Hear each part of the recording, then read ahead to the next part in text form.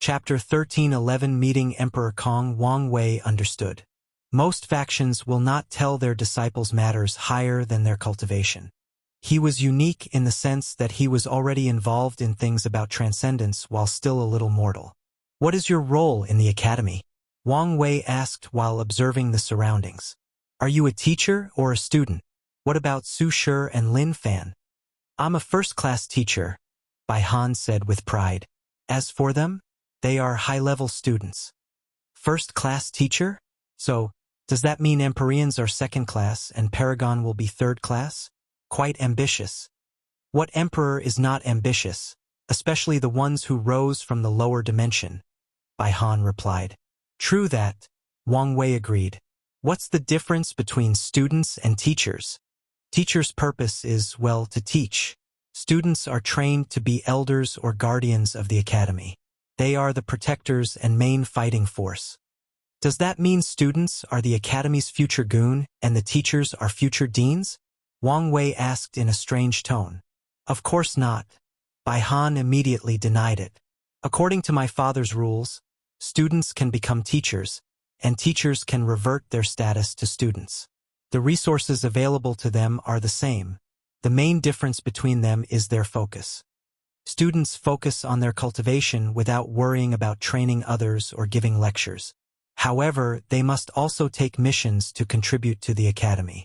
Meanwhile, teachers cultivate by training others. Wang Wei understood the system. The literary way can increase its strength by cultivating students. As long as their students have specific achievements, let's say, proving the Tao and becoming emperor, they can receive feedback that can dramatically increase their strength and cultivation realm in proportion to how much they contributed to their students' success. It's not impossible for someone with low talent but is an excellent teacher to use the literary way to prove the Tao with a heaven will. But they must contribute immensely to their students' success or train multiple students and have a net positive influence in their accomplishment. Are there any requirements to become a teacher? Wang Wei.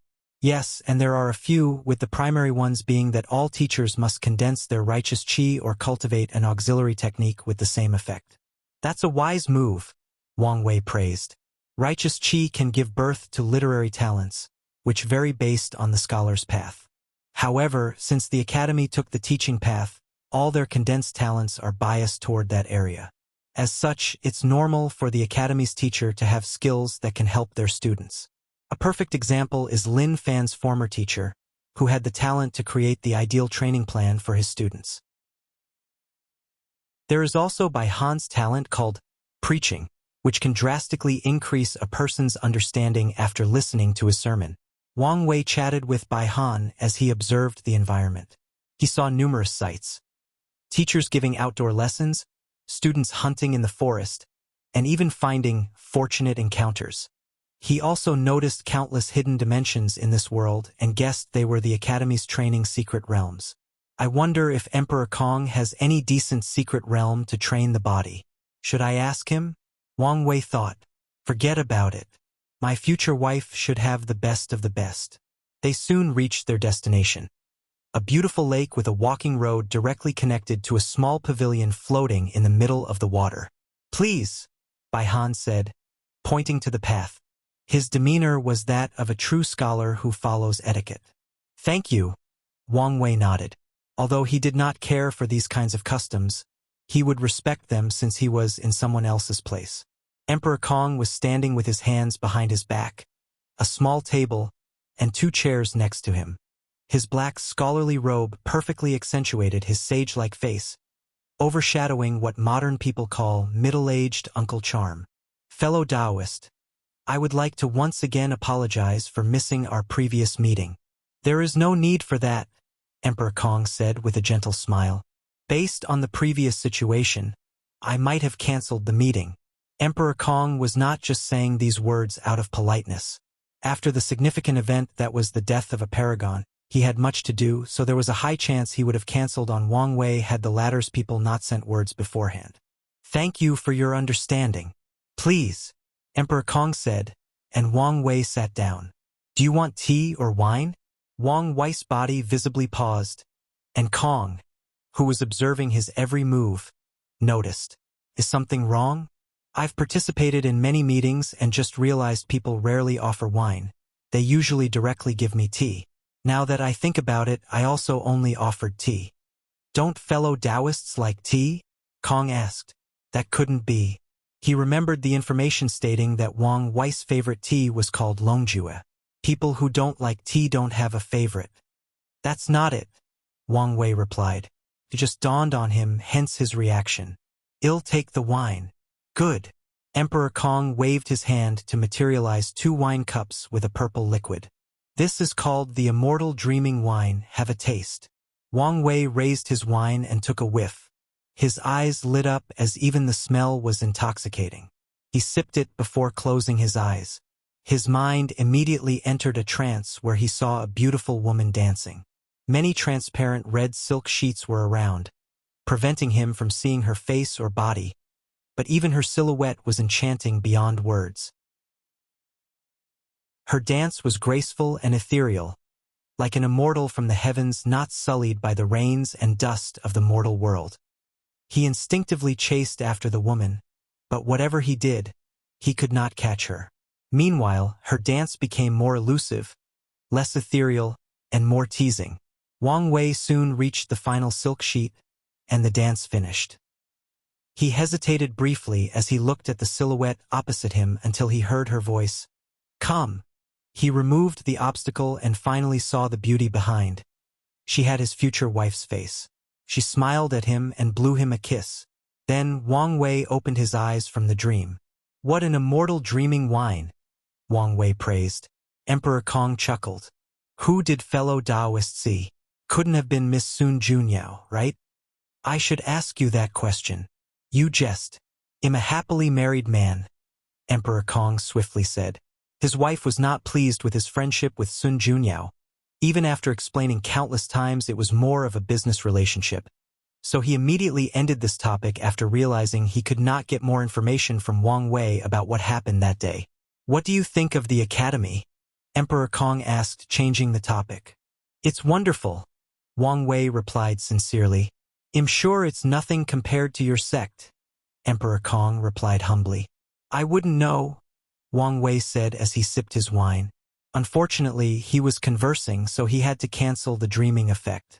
However, I mean what I said. It's beyond impressive that you can build such a foundation in such a short time span. In this era, every faction was being weakened or destroyed, but the Emperor Enlightening Academy rose and prospered. This is due to Emperor Kong's years of planning, calculations, and ability to adapt to the situation. Emperor Kong smiled. Although he never showed it, he was indeed proud of his accomplishments. However, they were far from enough, so he constantly reminded himself that this was the beginning. While you're here, I'll take this opportunity to thank you. For what? For Su Shi, Lin Fan, and everything you did in the lower dimension, Emperor Kong explained. The rise of the lower dimensions sect brought me tremendous luck blessing, and your presence even saved our academy. Oh! Wang Wei understood the first part, but he had no idea what Emperor Kong meant by the latter. These people were unhappy with the prosperity of the academy, so they were planning on suppressing me, Emperor Kong explained calmly. However, they soon were distracted by your presence to the point they'd forgotten. Then, before I had to do anything, the world changed drastically, and they entered the frontier. That's just a manifestation of your great destiny. Wang Wei did not take credit for this as he did nothing to deserve it. Even if you don't accept this karma, I must still repay you for the others, Emperor Kong replied calmly. Su Shi and Lin Fan became the foundation of his academy, so the help Wang Wei provided to them formed a deep karmic debt. Kong understood the negative effect of not paying karmic debts, especially to a master of Karma Dao. He did not want anything to affect the academy's luck, so even if Wang Wei did not say anything or acknowledge it, he would find a way to repay the favor. That's fine by me, Wang Wei nodded. If you find any errors, ads pop up, ads redirect, broken links, non-standard content, etc., please let us know report so we can fix it as soon as possible. Chapter 13:12. Do you plan to do it? Many people owe Wang Wei's karma, and he often goes out of his way to help people with the mindset of them owing a debt, which he plans to ask for repayment for one day. His mindset around this kind of thing is he'll do it to prepare for the future, but it doesn't matter if he never uses them. He sipped his wine, savoring the taste. He calmly looked at the beautiful lake, including the rainbow in the distance. By the way, why not change the academy's name to Empyrean Enlightening Academy? Do you want to keep the name forever? Or do you want to wait until you are qualified to call it Paragon Enlightening Academy? Paragon Enlightening? Emperor Kong muttered. That's a wonderful name, isn't it? Wang Wei glanced at him. Why do you sound like you're not satisfied enough? Wang Wei squinted. Could it be you're ambitious enough to want to take the name Dao Enlightening Academy? Emperor Kong waved his hand. I'm not that brave or stupid. He knew if he used the word Dao without being worthy, his sex luck would instantly be ruined, leading to its eventual destruction. According to what Emperor Kong knows, only 2 factions have ever bore the title of Dao throughout the Eternal Ascension world's history. The first is from an era so long ago that it has been lost to history, and the other is the Dao Opening Sect. However, the Dao Opening Sect did not dare take this name before doing great, meritorious service to heaven and earth during the Devil Catastrophe. Before that, it was only called the Myriad Origin Sect. Despite the Dao Opening Sect being acknowledged by Heavenly Dao, many people felt they did not deserve such a grand title. It was not a problem in the lower dimension, but their virtue could not support that name even after what they did during the war. It wasn't until after the ultimate taboo that people truly acknowledged that title. Qiyuan opened the Dao to the entire Chaos universe by making the way of transcendence more accessible so the whole universe can accept the Dao Opening Sect having such a title in their name. So what is it then? Wang Wei asked. Paragon is not the limit of cultivation, is it? Emperor Kong responded. An academy that trains Transcendent? Wang Wei chuckled. Ambitious, indeed. Oh, fellow Taoist, do you think him over my head? Emperor Kong asked. I'll be frank, Wang Wei said after taking another sip. I believe, without a doubt, you can build an academy on par with the 13 overlords. However, I have not seen any signs that you have the potential to reach that realm. Is that so? Emperor Kong said calmly, showing no signs of being affected by Wang Wei's words. He sipped his own wine. I was under the impression you thought highly of that girl Su Shi. I do, Wang Wei admitted. However, I have divided transcendent potential into 3 levels. He did not continue talking but instead waved his hand to isolate the surrounding sights from prying eyes and put the surrounding cause and effect in disarray to prevent divination or calculations. The first class consists of people who have established a transcendent foundation. These are the people with the highest possibilities of achieving transcendence. Some can even be called transcendent seed. Wang Wei boldly declared. The transcendent foundation that Wang Wei is talking about is not just his perfect foundation and its effect. He's talking about people who have at least achieved the 9-extremity foundation and entered the taboo realm in at least one of the 3 immortal realms or have some of the essence of transcendence like Sun Junyao. These people have a much higher chance of achieving half-step transcendence than everyone else. In that category, Wang Wei considered himself the best because of all his achievements, like Mortal Emperor, 10 Supremacy Foundation, becoming a Heavenly Emperor, and linking an entire era to his existence. All these things have contributed to his Transcendent Foundation. Transcendent Foundation? Emperor Kong asked with a serious look. However, Wang Wei only smiled but did not answer. The second category is the people talented and intelligent enough to create a method of transcendence. Wang Wei continued. There is a vast difference in this level as well. Some people only have a vague idea, some are already working on turning this idea into a reality, and ultimately only a few will succeed. Emperor Kong swallowed the wine. The third level? He did not ask Wang Wei to elaborate further since he knew he wouldn't get much of an answer. The final level is where I placed you, Su Shi and Lin Fan, Wang Wei explained. This level belongs to people who have the talent to achieve transcendence only if they receive an already made and completed technique. Wang Wei can already predict how brutal the path of transcendence will be. Countless geniuses who used to be the shining stars of the chaos universe will realize their incompetence and insignificance before that barrier called transcendence. To be fair, you three masters and disciples have the potential to establish a transcendent foundation, if you know the requirements, Wang Wei continued. Additionally, I don't know enough about you to determine whether you can be classified in the second category. Emperor Kong calmly refilled his cup. Although he looked calm on the surface, his mind was experiencing great turmoil. Was Wang Wei lying? This was Emperor Kong's thought after hearing these words. He had his reasons for thinking such a thing. Firstly, this is something that Wang Wei would lie to further his goal. And what would those goals be?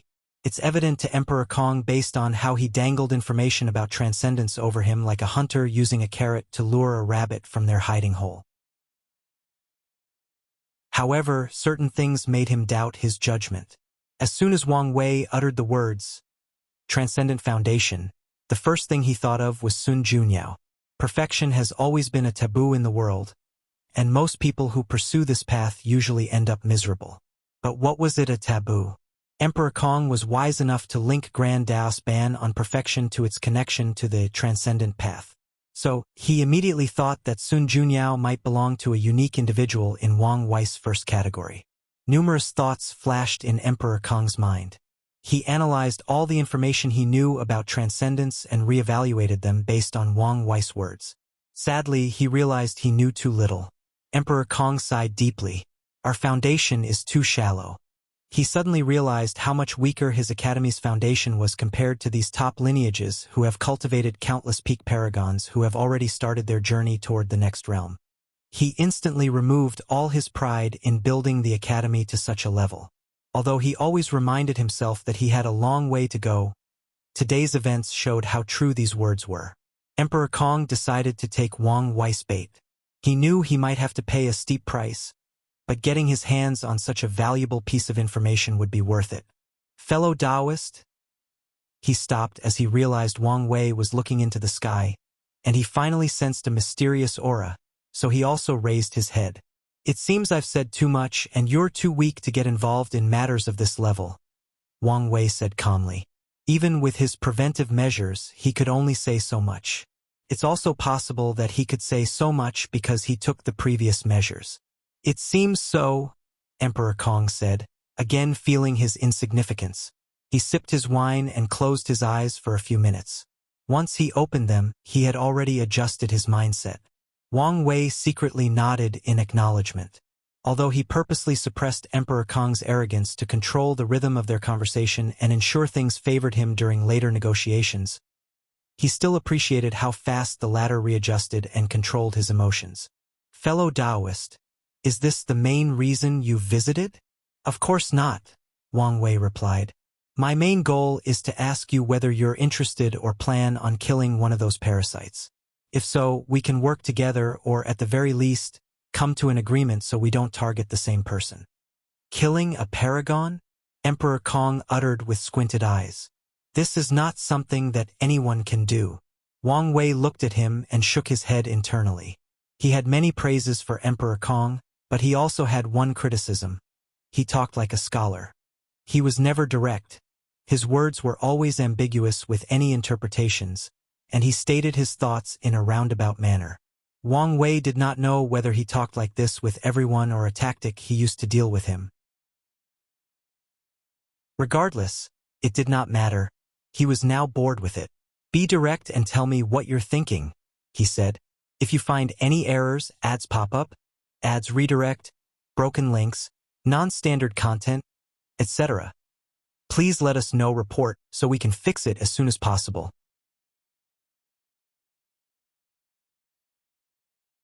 Chapter 1381 Tribulations. Despite Wang Wei's words, Emperor Kong remained quiet.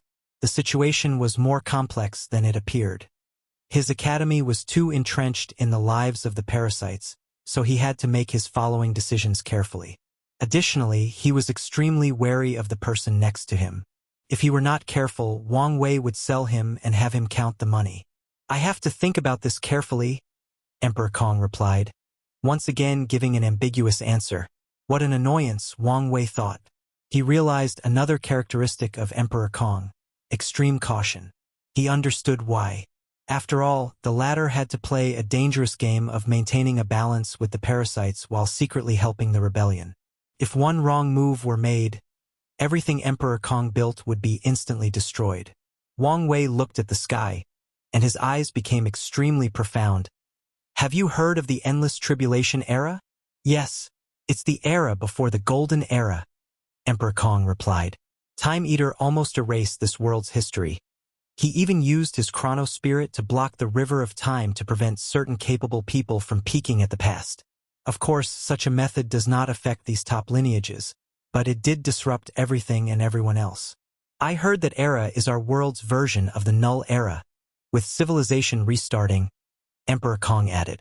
He spent a lot of time and effort, and with Sun Junyo's help, he acquired much knowledge of the world's history. However, Emperor Kong's effort went as far back as the Golden Era, and he knew little about what came before.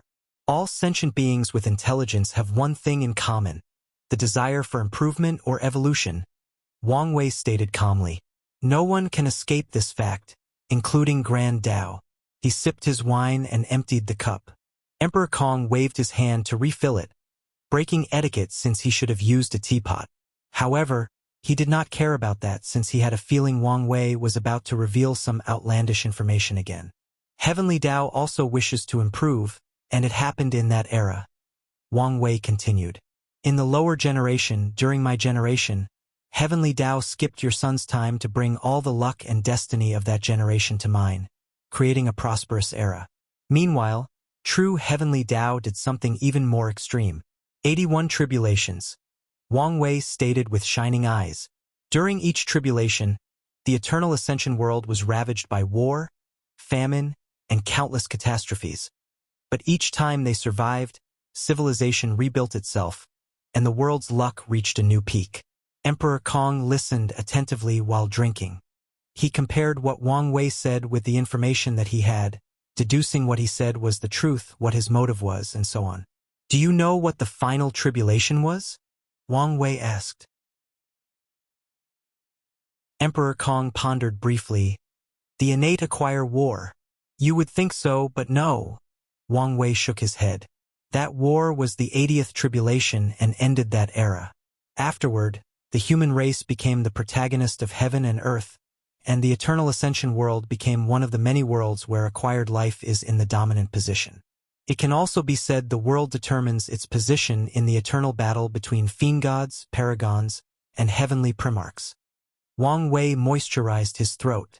After the war, the world's luck reached an unprecedented height and entered the Golden Era. In some previous eras, it was common for the total number of paragon to be less than 3 digits. But at the peak of the Golden Era, all the overlords had at least hundreds of paragons, and some were in the thousands. Wang Wei sighed. He had to give credit to Heavenly Dao.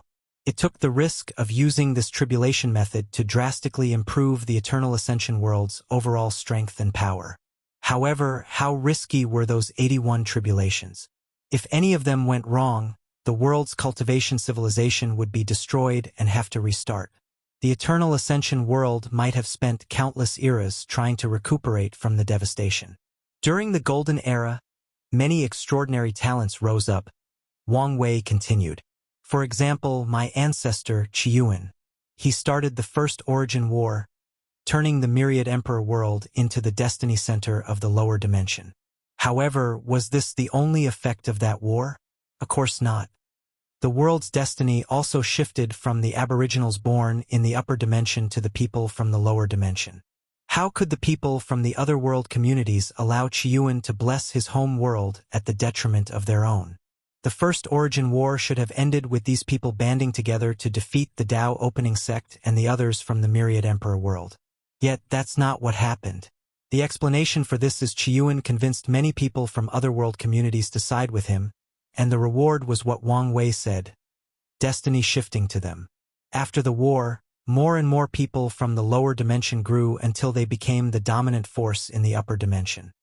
I suspect the first war was in preparation for the Second Origin War, Wang Wei analyzed. He had no definite proof of this matter, but he derived this conclusion after researching the historical text. Another extraordinary talent of that era is, of course, Empress Wu, and her situation is related to you, Wang Wei said, looking at him. What do you mean, fellow Taoist? Emperor Kong was genuinely confused. Many major events happened during the Golden Era, but the most significant is the Devil Catastrophe, the 81st and last Tribulation. Emperor Kong squinted. Heavenly Tao went all out for this catastrophe. It even acted a little bit reckless by pushing the limit of that tribulation beyond the level of Paragon. Emperor Kong immediately remembered some of the rumors he had heard about the devil primogenitor, and his squinted eyes became even smaller. Heavenly Tao's risks paid off. The Golden Era survived the last tribulation, and the world's luck reached another unprecedented height. Qiyuan took this opportunity to launch the Second Origin War. He successfully opened the Transcendent path to the Chaos Universe and made the Eternal Ascension world the semi-destiny center of the universe. Emperor Kong frowned. What does this have to do with Empress Wu and me? Yes, I'm getting ahead of myself, Wang Wei said. By the end of the Devil Catastrophe, the status of the 13 Overlord was already established. The Grand Sect Alliance, the Tao Opening Sect, the Myriad Clan Union, the Limitless Exchange Hall, the Tao Beginning Palace, the 10,000 Buddha Haven, the Great Qin Kut, the Primarch Origin Temple, the Tribal Sacred Mountain, the Sword Path League, the Skill Tao Association, and the Divine Faith Heaven. What am I missing? The Origin Seal Continent, Emperor Kong replied calmly. As the saying goes, 9 is the extreme, 12 is completion, and 13 is transcendent. Wang Wei continued. Everyone knew there was one last spot for the top lineage, and as I'm sure you've already guessed, such destiny fell on Empress Wu. With unparalleled talent, she built the Origin Seal Continent and became the last overlord. Wang Wei sighed. She's a wonderful woman, isn't she? She's probably the strongest of all the primals in that era in terms of direct combat. However, her lineage is slightly better than that of Limitless Exchange Hall in terms of the number of primal strength. In terms of foundation, such as the number of paragons, empyreans, and middle-level cultivators, she's undoubtedly the weakest. You can guess the reason, right? She's too young, and her foundation is the weakest, Emperor Kong replied with a sigh. That's right. Wang Wei nodded. Her rise was only during the middle to late stage of the Golden Era. No matter how wonderful she is, it could not change this fact. Wang Wei looked at the sky, especially the sun. There used to be 7 moons and 2 suns in the sky, but they were now gone. Heavenly Tao has already planned everything, Wang Wei said with a deep voice. It knew Qiyuan's methods could only summon these inferior, banned, and flawed methods of becoming half-step transcendence. Ban? Who can ban these methods? Emperor Kong thought, his heart shaking. Why am I so stupid? Of course, it's Grand Tao. So that's why that event became the ultimate taboo. Heavenly Tao knew how prideful these people from the Golden Generation were. So how could they accept such flawed methods? Wang Wei continued. So, it selected a few people. Emperor Kong's expression became serious and looked at the bright sun. These people were supposed to be guardians and pathfinders. They were supposed to protect the world while the others recuperated from the damage of the ultimate taboo. When the time was right, everybody would work together to perfect the method and open a new era. Wang Wei was not spouting nonsense. Maitreya was one of the most brilliant talents of the Golden Era, ascending to the position of Prime Buddha and controlling the 10,000 Buddha Haven, which became the origin and head of all Buddhist factions in the world. How could such a person not be arrogant? How could such a person accept becoming the weakest type of half-step transcendence? Wang Wei doesn't know much about supreme unity, but his situation was probably similar. Can you guess where this story is going? He asked. The Guardians turned into usurpers, Emperor Kong sighed. They changed the trajectory of their and the world's fate, destroying the advent of the new era. Destroy? More like delay. Wang Wei chuckled. Heavenly Tao has great ambitions, and it's been planning for so long. Wang Wei had his suspicions about Heavenly Tao after hearing what happened with Wu Hong and the Curse Master. If my theory is correct, it's been planning for a few transcendent factions, he continued.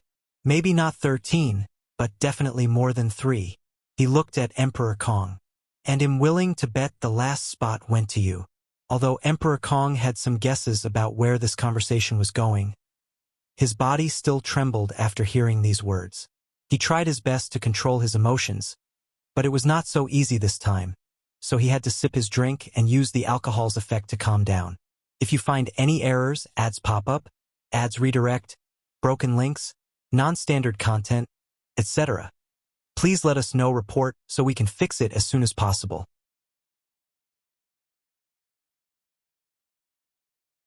Chapter 13-14 Do I Have a Choice? Unedited chapter The Destiny of a Transcendent Faction? Who does not want such a thing? Destiny and luck are two of the supreme Tao, meaning that as long as Emperor Kong played his cards correctly and made no severe mistakes, he was destined for success. However, the latter could not care about any of that. On the contrary, an overwhelming fear rushed from his mind into his toes. Emperor Kong knew the severity of this kind of news. As long as another word of this conversation gets out, his academy will be annihilated the next day. There is no basis for Wang Wei's words besides his analysis. Of course, with enough effort, these top lineages can deduce whether he's telling the truth or spewing nonsense. However, it did not matter whether he was telling the truth. Some people would instead eliminate a potential threat to take the risk of being wrong. That's why Emperor Kong was sure his academy would not survive if anyone learned of this conversation. A deep killing intent flashed deep in his mind, but it dissipated with the same speed. Emperor Kong already knew he was not Wang Wei's match because his intuition immediately warned him of danger after thinking of silencing the latter. Additionally, he has already investigated and knew that Wang Wei had a method to battle a Paragon's projection. The academy currently had no Paragon arrays since he did not dare install one. That also meant he could not use any assistance to kill Wang Wei. Emperor Kong had a few hidden Paragon artifacts and Supreme Chaos artifacts, but those probably won't do much, and they will also reveal his foundation to the parasites, thus accelerating the dissolution of their already thin partnership. And even if I could kill him, would I dare? Emperor Kong thought, lowering his shoulders as he slumped on his chair. Wang Wei was the darling of the Tao opening sect, so he knew the latter would not hesitate to eradicate him for killing a disciple with so much potential. Emperor Kong sipped his wine, feeling a little more defeated. This conversation has been a constant blow to his pride and arrogance. Fellow Taoist, it's not wise to say these things without any evidence to back them up, Emperor Kong said calmly, already regaining control of his emotions and mind. Are you saying I'm speaking nonsense? Wang Wei chuckled. Well, maybe you're correct, but there are signs to follow. Wang Wei groaned softly as he enjoyed the wine's taste. Even with the effect, this wine was top-notch due to its taste. If not for my appearance, the destiny to end this era should have been yours. Emperor Kong wanted to swear as this man had said another outrageous thing. Heavenly Tao's original plan was to use this destiny for you to destroy these parasites and plunder their resources to increase your academy's foundation.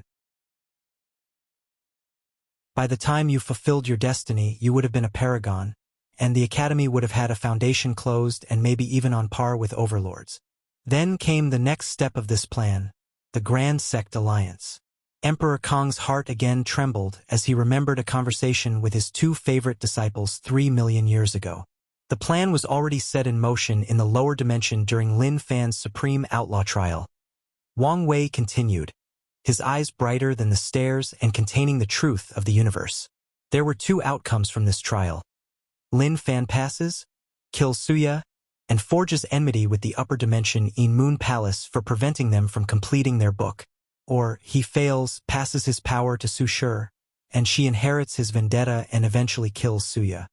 No matter what, your academy will forge enmity with the In Moon Palace, leading to an all-war with the Grand Sect Alliance.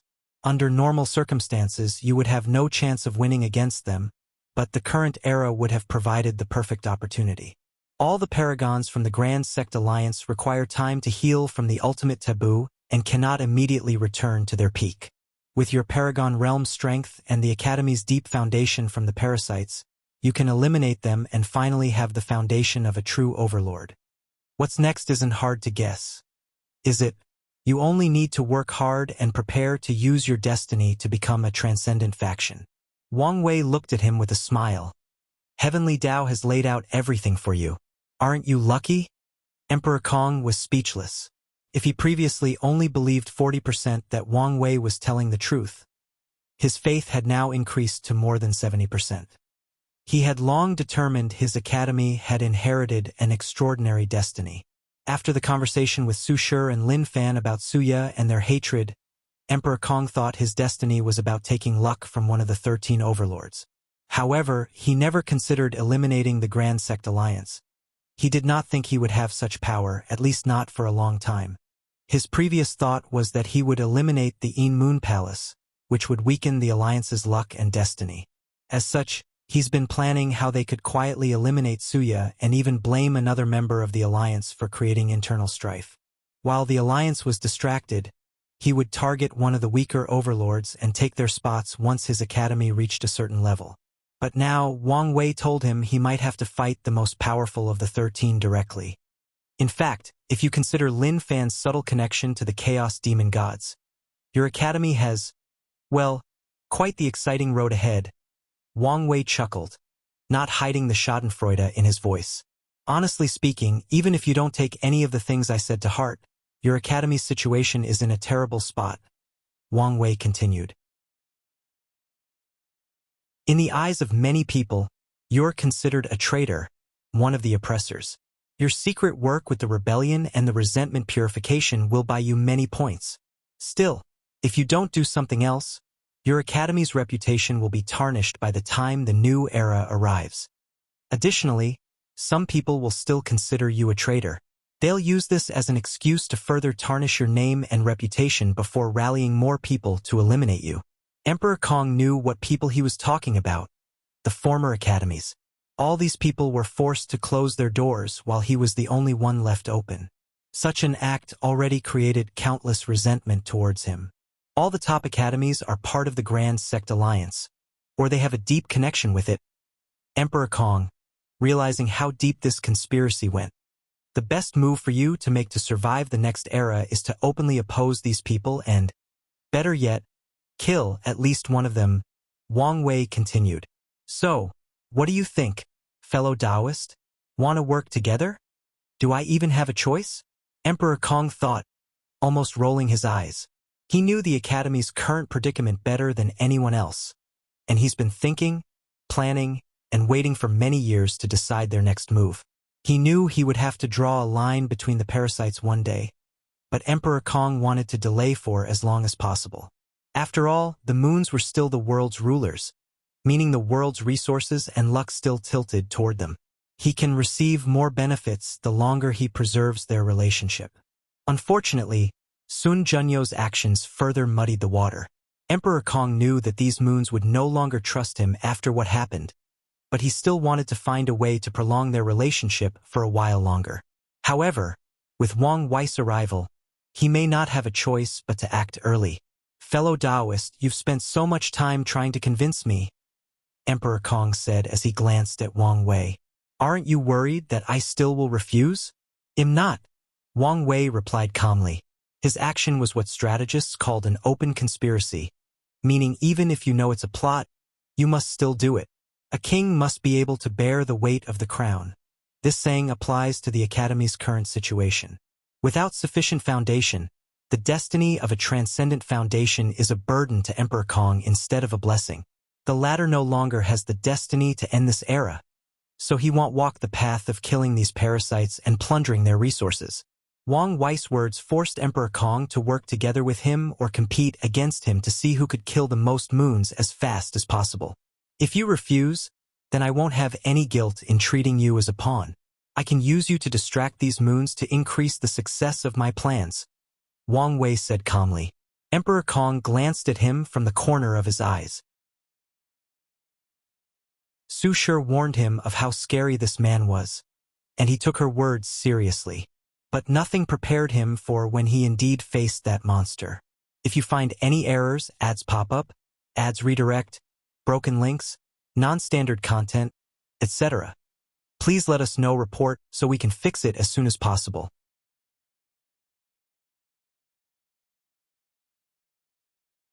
Chapter 13-15 Partnership. Emperor Kong sighed.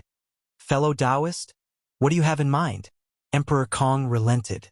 Although he did not want to be entangled with this man, he knew he did not have much choice. Wang Wei smiled. I don't know much about these people yet to formulate a plan, and a head-on battle is the worst plan possible. After analyzing Blood Dragon's death, Wang Wei realized how difficult it was to kill a paragon in a direct confrontation. The arrogant dragon would have survived if Sun Junyao had not been strategic and calculated for many variables, including longevity resources and Blood Dragon's Dao imprint location. His strength would have been drastically weakened, and he might have lost his position as one of the moons, but he would have survived. Wang Wei knew that it would be useless even if he could kill one of these people after entering the Taboo realm. Instead, he needed to follow a similar path as Sun Junyao and slowly plan their death. So, what's the plan of this alliance? Emperor Kong asked, almost rolling his eyes. You're a scholar. Why are you so impatient? Wang Wei replied. I have predicted a few things on how these people will react to Blood Dragon's death and came up with a plan that is guaranteed to give us an advantage no matter what. However, this plan can only work once, and I need your help.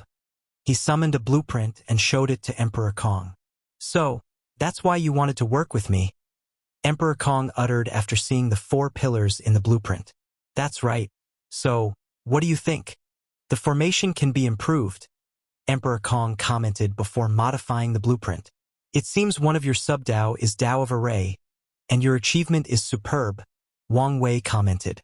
At a glance, he could tell that Emperor Kong used his Dao transformation as the philosophical core of his array path. He probably strives to achieve all transformation with his array Dao. He did not fuse array Dao into his transformation Dao but used it as a supplement. They work together, forming the perfect synergy.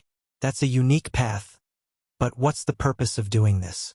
It would be better for Emperor Kong to fuse array Dao with his transformation Dao, making it more unique and flexible, yet he separated them. Is he trying to use the harmony between the two to turn the array Dao from sub-Dao to primary Dao? If that's true and he succeeds, I'll have to raise my evaluation of him. No one can have 2 primary Daos. Even Chaos Dao cultivators who comprehended many Daos will have 1 primary Dao, Chaos. However, if Emperor Kong's approach worked, he'd benefit immensely, including acquiring 2 Dao positions after becoming a peak paragon. Although Wang Wei doesn't know the actual value of these positions, he knew they would probably be crucial in the Transcendent realm. Emperor Kong did not answer his words and continued with the blueprint.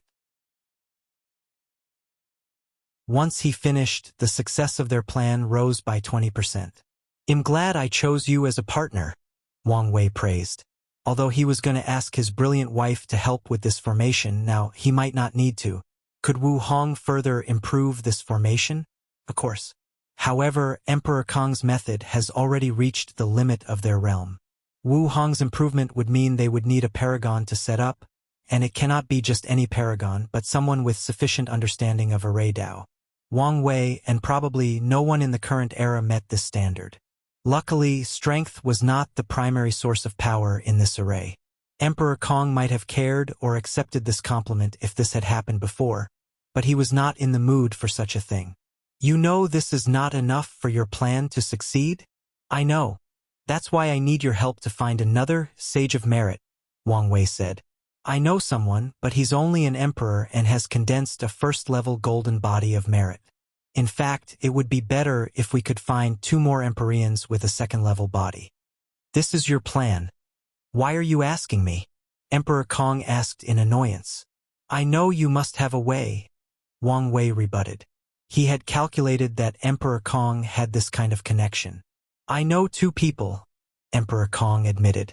Both Empyreans, but one with a first and the other with a second-level golden body of merit. That's even better, Wang Wei said. Although he knew Feng Hong would give him face and participate in this plan, his cultivation was too weak and might increase the plan's variable. I can convince them to help, but you must bear the karma for their help, Emperor Kong said. These people were sages, and Wang Wei's plan was actively putting them in danger. If something went wrong and someone had to bear responsibility, Emperor Kong did not want to be the one. After all, such karma is the kind that can ruin a person's luck. The death of any sage is not a joke. It's fine, Wang Wei replied. He did not care. His karma-unbound physique was not a joke. Although the death of a sage was enough even to affect him, there was still some protection. Additionally, he was also a sage, granting him another level of security. So, he'd be fine if he did not directly kill or scheme against these sages.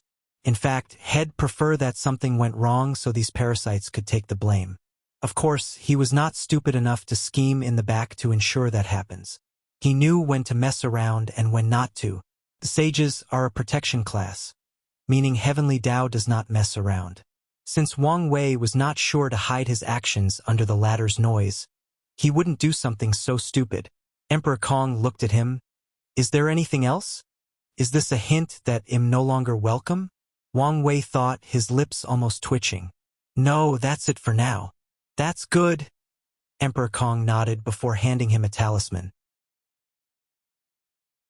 Contact me if there is more. The sign that you're no longer welcome was written on this man's face. So Wang Wei could only sigh. Well, it's time to take my leave, Wang Wei said as he stood up. One last thing. Can fellow Taoist give me some more wine? Emperor Kong summoned a space ring that contained 10,000 large jars of the immortal dream wine. This wine did not affect cultivation and was classified as entertainment, making it not as valuable as one would think. Of course, not as valuable is comparing it to whom. Some poor Empyreans probably cannot buy more than 100 jars. Wang Wei took the space ring. Thank you, fellow Taoist, for entertaining me. Say hi to Su Shi and Lin Fan for me. Emperor Kong watched him and disappeared, and he used his divine sense to ensure he had left before returning to his palace. He sat alone in a dark room, a somber atmosphere enveloping his body. When was the last time I felt so powerless and ignorant? It was probably that time. Emperor Kong suddenly found himself lost in his memories. Who are you? Asked a young boy about 12 years old, looking at the elderly man before him, dressed in a black robe with a sage-like atmosphere and holding a ruler. The boy was using all the strength in his weak and thin body to prevent himself from falling on the floor or running away screaming. I will be your teacher from now on, said the elderly man. You can call me Master Shang. Are you a ghost? The young Kong Meng said, his face pale. Do you want to use my yang energy? I'm not a ghost. I'm the spirit of a saint artifact, Master Shang explained. Kong Meng finally calmed down after realizing he was not going to die. Saint artifact? Are you talking about the saints I've read about? Are they so magical? No, I'm talking about cultivators. Oh, Master Shang looked at this body. Anyone who heard about cultivation would be excited. But what's with this boy's response? What do you say? Boy Kong Li, do you want to be my apprentice? Kong Li became silent. Sir, the books say that a master chooses a student just as much as a student chooses a teacher. Master Shang smiled. He appreciated the young boy's demeanor. Those words are true, so if you have any concerns, you can ask me. Why me? Kong Li did not think there was anything special about him. I've watched you in the past few years, Master Shang said. You have no money to learn how to read, so you secretly listen to Scholar Wang's lessons by climbing through the back walls. Your mind is sharp and you quickly learn the characters but had no money to buy paper and ink to practice calligraphy, so you use tree branches and practice in the dirt and sand. Due to your poor background, no one wants to take you as a disciple, but that did not dissuade you. You help scholars with their baggage, clean their houses, and repair their clothes and shoes just for an opportunity to learn. You save every penny you make, even forsaken meals, just to buy books. Those people looked at you with disdain, beat you up, cursed at you, and even spit at you, thinking your efforts were in vain and you would amount to nothing. But you never give up. Your desire to pursue knowledge and improve yourself is something many of the sages you've read about do not have. Those qualities are why I chose you. Kong Li had tears in his eyes. He was an orphan, and before dying, he promised his adopted mother that he would become a scholar to bring glory to their family. However, no one believed him. No one was willing to help or give him a chance. Even worse, no one acknowledges his efforts. Disciple Kong Li has seen the master. He knelt on the ground, bowing deeply. Good boy. Master Shang waved his hand to lift him up. From now on, you're my disciple, and I'll give you the courtesy name Meng. I'll choose an auspicious day to properly worship heaven and earth so you can officially enter my school. If you find any errors, ads pop up, ads redirect, broken links, non-standard content, etc., please let us know report so we can fix it as soon as possible.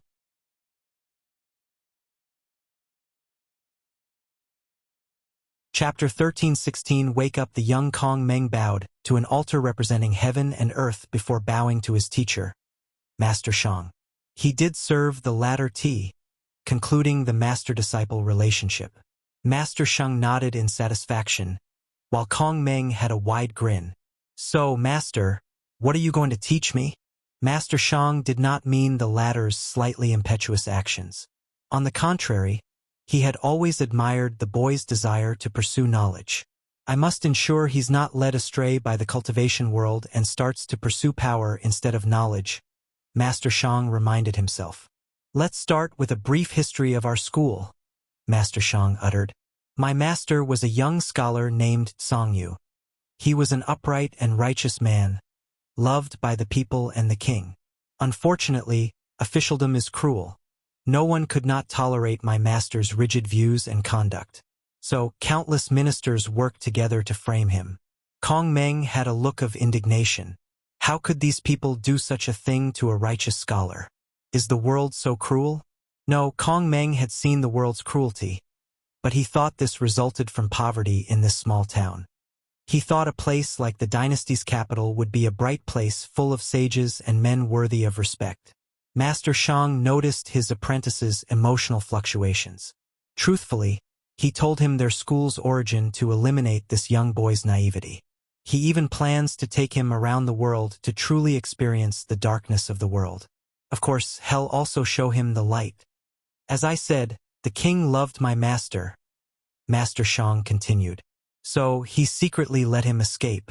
The master was blessed by fate and soon had a fortunate encounter and started his cultivation journey. He retreated for decades, hoping to return to the dynasty with newfound strength and rectify his name. As he should. Kong Meng nodded with a clenched fist. Unfortunately, by the time he returned, the king had fallen, and the dynasty had already collapsed with countless warlords fighting for powers. The master wanted to support the remains of the royal family to re-establish the dynasty, but another competing group had already massacred them. Master Shang sipped his tea, taking this moment to allow his young apprentice to digest his words. The master felt lost, so he returned to the cultivation world. However, that side was also not peaceful. The human race and the myriad emperor world as a whole had suffered tremendously at the hands of the devil race, leaving the cultivation world full of hatred, resentment, and cruelty. The master grew ambitious, wishing to use the literary way's ideas of rule, etiquette, righteousness, and respect to establish peace throughout the world. Master Shang secretly shook his head. His master's ambitions were too grand. In fact, he was extremely conservative with his words. His master directly wanted the literary way to dominate the world, even overwhelming Taoism, the sword path, and many other schools of thought. Sadly, his talent could not bear his ambitions. He died during his supreme realm tribulation. Master, don't worry. I promise to fulfill the Grand Teacher's ambitions, Kong Meng promised. No need for that, Master Shang said. He knew that even if his apprentice could become an eternal emperor, he could not make the literary way the dominant school of thought in the world. Such a goal requires countless generations of success. Even then, the chances of success were not high. You can form your own path, goal, and ambition, Master Shang said. As for how far you can go, that'll depend on you and fate. I understand, Kong Meng nodded. Master Shang waved his hand to summon 3 things: 2 books and a bamboo book bag. These 2 techniques will be the foundation of your cultivation journey, Master Shang said. The first is called measuring the world with your feet. It's a body refining technique that can draw earth energy from the ground and temper your body, You only need to walk. The more you walk, the more energy you can gather, and the more powerful your body will become. Sadly, it's incomplete, but maybe you can finish it. I'll try my best, Kong Meng nodded. The second one is related to this bamboo bag, Master Shang continued. This technique is called the weight of knowledge. It's a unique technique of our literary school that combines cultivation with weapon refining. Master Shang pointed at the book bag. The technique will allow you to fuse condensed righteous qi and fuse it with your origin qi. Additionally, it will also convert the power of knowledge into a tangible force to nourish the book bag. The more you know, the more powerful of a weapon the bag will become, and one day you may use it as a proving Dao artifact or a luck-condensing artifact. Master Shang saw the confusion in his young disciple's eyes, realizing the latter knew nothing about the cultivation world. First, remember these techniques, and start training tomorrow. The next day, Master Shang and Kong Meng started their journey. Kong Meng had the book bag on his back, reading a book while walking. He was also breathing in a strange manner as he walked, and if someone of decent cultivation observed him, they would have discovered his breathing was following a certain rhythm of the earth, allowing him to draw energy from it. Master, is there something you don't understand? It's hard for me to be walking, reading, breathing, and visualizing, Kong Meng said with a wry smile.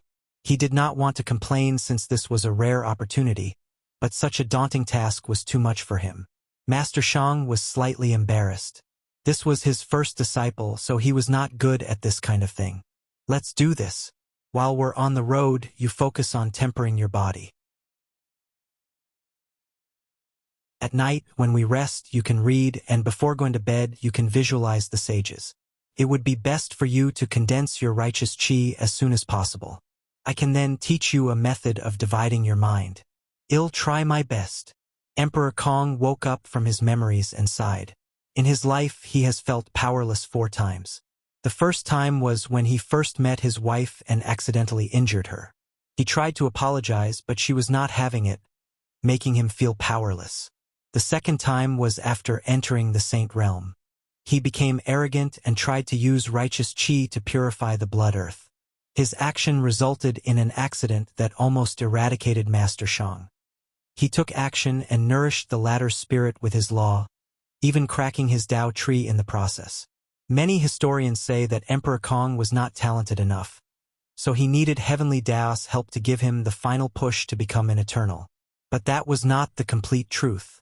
The truth is that Emperor Kong's foundation was injured after he cracked his Dao tree to prevent Master Shang from dying. Although he later did everything he could to fix it, his foundation was always imperfect and thus needed the extra boost. He only completely fixed the problem after experiencing Dao reestablishment. The third time I felt this powerless was when Bai Han started hating me due to miscommunication, and the fourth time was today, Emperor Kong thought. He suddenly felt outraged. Boom! His right hand crushed the table next to him, creating a small black hole in the process. His aura was grand and agitating, making the room tremble under his pressure. Master. Emperor Kong finally noticed his 2 new favorite disciples were in the room. He sighed. I'm sorry you had to see me like this. What exactly happened with your conversation with Wang Wei to have you so riled up? Lin Fan asked. Nothing to be concerned about. Don't worry about it, Emperor Kong replied. Lin Fan could tell something was wrong, but also detected that it may not be wise to talk about this now. Meanwhile, Su Shi frowned. She had seen this kind of look countless times before. The anger and frustration of having your pride and arrogance trampled on. The subtle fear mixed with respect and reverence, followed by envy and jealousy. She'd seen countless times in the heavenly court. She sighed.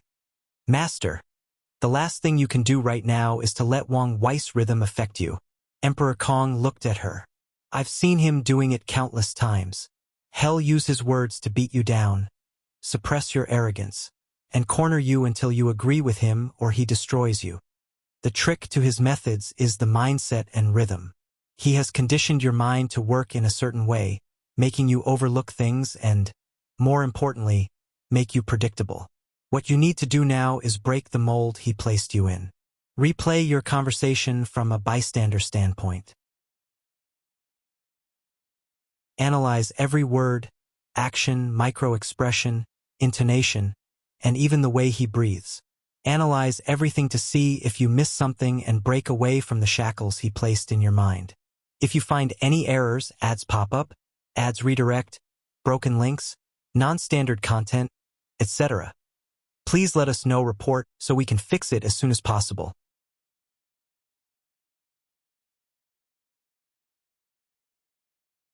Chapter 13:17 Compensation. Emperor Kong felt a jolt in his mind after hearing these words. He felt embarrassed that his apprentice had to remind him, but he was glad she did. He exhaled deeply and nodded in approval to her before closing his eyes. Su Shi sighed in relief after seeing this. She knows how capable her master is. With his intelligence, he was more than capable of competing with Wang Wei. He might even win some battles. Since the lower dimension, she's been studying Tao overlords, trying to understand who they were and what made them so terrifying. The conclusion she deduced was the outlaw trial. On the surface, this trial was to test whether these people were worthy to wield these innately potent Daos. But that was far from the truth. However, Su Shi did not believe these words. The idea of wielding laws is only a bait grand Tao used to attract these overlords. Most of them are arrogant and prideful, thus usually choosing these super Daos. The core of the outlaw trial is to mold these people into the monster they are. Under the pressure of death and having no choice but to rely on their intelligence to survive, the Tao lords and overlords are slowly and methodically transformed into the ultimate schemers, strategizers, and manipulators as they fight for their lives in a chess game against heavenly Tao. To have the slightest chance at survival, they must be flawless.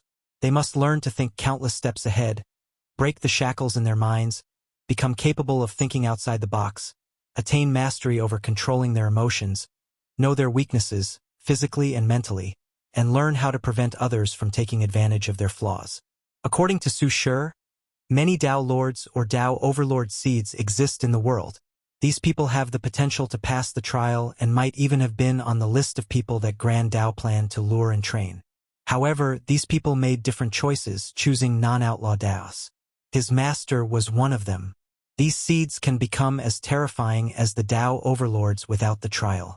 However, this usually requires an extremely long period of training.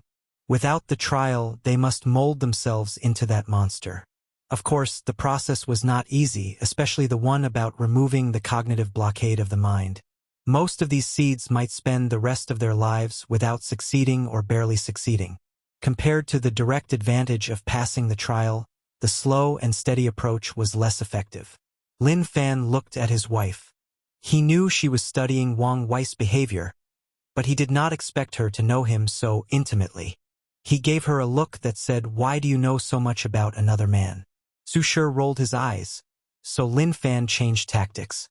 He used his facial expression to indicate to her that he was emotionally hurt and that she should heal his bruising heart. Unfortunately, he only received a pinch and a warning not to play around. However, Lin Fan could not be defeated so easily. He must make a big deal out of this. Was he jealous? Absolutely not. He knew what kind of person his wife was, so he trusted her. However, this was a rare opportunity for him to get some action, so he would not waste it. However, he also understood this was indeed not the best time and place, so he gave his wife one of those looks that only couples understood. He did not hide his intention. Su Shi replied with a look that said they would talk later, and Lin Fan chuckled internally. Since she did not give him a direct no, he had already won half of the battle. His future looked bright. Emperor Kong remained still for 3 days, and when he opened his eyes, they released an intense light brighter than a sunstorm. He had figured out what he had missed, what Wang Wei was planning. It all comes down to his greedy nature, Emperor Kong thought. According to him, Heavenly Tao should have chosen him as the Son of Era to eliminate these parasites, which would also serve as a way to enhance the foundation and background of the academy. However, since Wang Wei was now the destined one, Emperor Kong's path was cut off. Without the resources from these parasites, it would be suicide for him to fight against the Grand Sect Alliance. So, this cannot be allowed unless Heavenly Tao plans to abandon him and not choose him as one of the Transcendent factions. Would Heavenly Tao abandon him? The answer is no, Emperor Kong thought. Assuming what Wang Wei said is true, I was chosen because Heavenly Tao wants one academy to be one of the factions with a transcendent foundation. So why choose me, the upstart, over the others? It's because I haven't been corrupted. There are many academies throughout the world, but the most powerful ones have already joined the Grand Sect Alliance. Meanwhile, the rest have formed different levels of alliances to support themselves. However, such behaviors are not why Heavenly Tao has a problem with them. The key to the issue is these people have lost their essence. Their academies now have countless restrictions on whom to teach, primarily racial limitations. And when it comes to regular and loose cultivators, these academies will invite them but will not teach them wholeheartedly. Instead, they'll focus most of their resources on nobles, people with high backgrounds, exceptional bloodlines, etc. The purpose of the academy was to increase access to high-level training and resources for cultivators, thus lowering the influence of these sects and clans. So, there is no way for Heavenly Tao to choose these people after they've lost their essence. If Heavenly Tao wants to continue its plan, it must compensate me for losing the resources from killing the parasites, Emperor Kong analyzed. And that's what Wang Wei is after. He wants a share of that compensation. Emperor Kong frowned. Maybe this is not a bad thing. Heavenly Tao is not a charity. If it will compensate me without having to do anything, I'll owe it an immense karmic debt. It would be different if Emperor Kong was the chosen one and had to work for the resources by eliminating these parasites, which would also be considered an act of service for Heavenly Tao. Maybe I can draw Wang Wei in to share the karmic debt, Emperor Kong thought before immediately canceling this idea. Based on how easily he accepted the karmic debt involving the two sages, he must have an excellent way to block karma. If I try to use him, I might lose resources while still owing a major debt. An intense light flashed in Emperor Kong's eyes. In that case, let's just owe the debt. Anyway, this is my home, and paying the debt is also a way to strengthen the world. People do not want to owe Heavenly Tao karma because the latter might dangle it over their heads, never asking for repayment. However, Emperor Kong was not worried about being able to repay it. After analyzing Wang Wei's words, he realized the Eternal Ascension World's Heavenly Tao was highly ambitious. It probably wishes to acquire the title of Strongest Chaos World. With such ambitions, there will be plenty of opportunities to repay the debt. Additionally, other worlds will not stand by and watch as this world becomes increasingly more powerful, especially after seeing how capable it was during the Second Origin War. Emperor Kong looked in the distance and uttered, "A bright mirror can reflect anything, even the secrecy and hiddenness of fate." An intense righteous chi gathered above the academy to form an invisible mirror that shone its light on every corner of this enormous city. The mirror's light had a direct target, people's fate line. It observed and kept a watch on everything. A few people noticed this change, were shocked, and ready to defend themselves. However, after noticing the Dean's breath, they stopped themselves. After taking over Blood Dragon's territory, Wang Wei's Fate Shadow Guard should have expanded. This method should make it harder for them to infiltrate the academy, Emperor Kong thought. He then finally focused on his disciples. "Shire, thank you very much." Her words not only changed his mindset on how to deal with Wang Wei but also how to deal with other powerful opponents with high-level intellects. "Master, I'm only doing my job as a disciple." Emperor Kong smiled. "That's why you're my favorite." "Master," Lin Fan complained. "He used to be the favorite." "It's not like you didn't know this." Emperor Kong waved his hand before glancing at his son. "Why are you jittery?" Bai Han, complaining in his mind that he was the son and should be the favorite, woke up after hearing his father's words.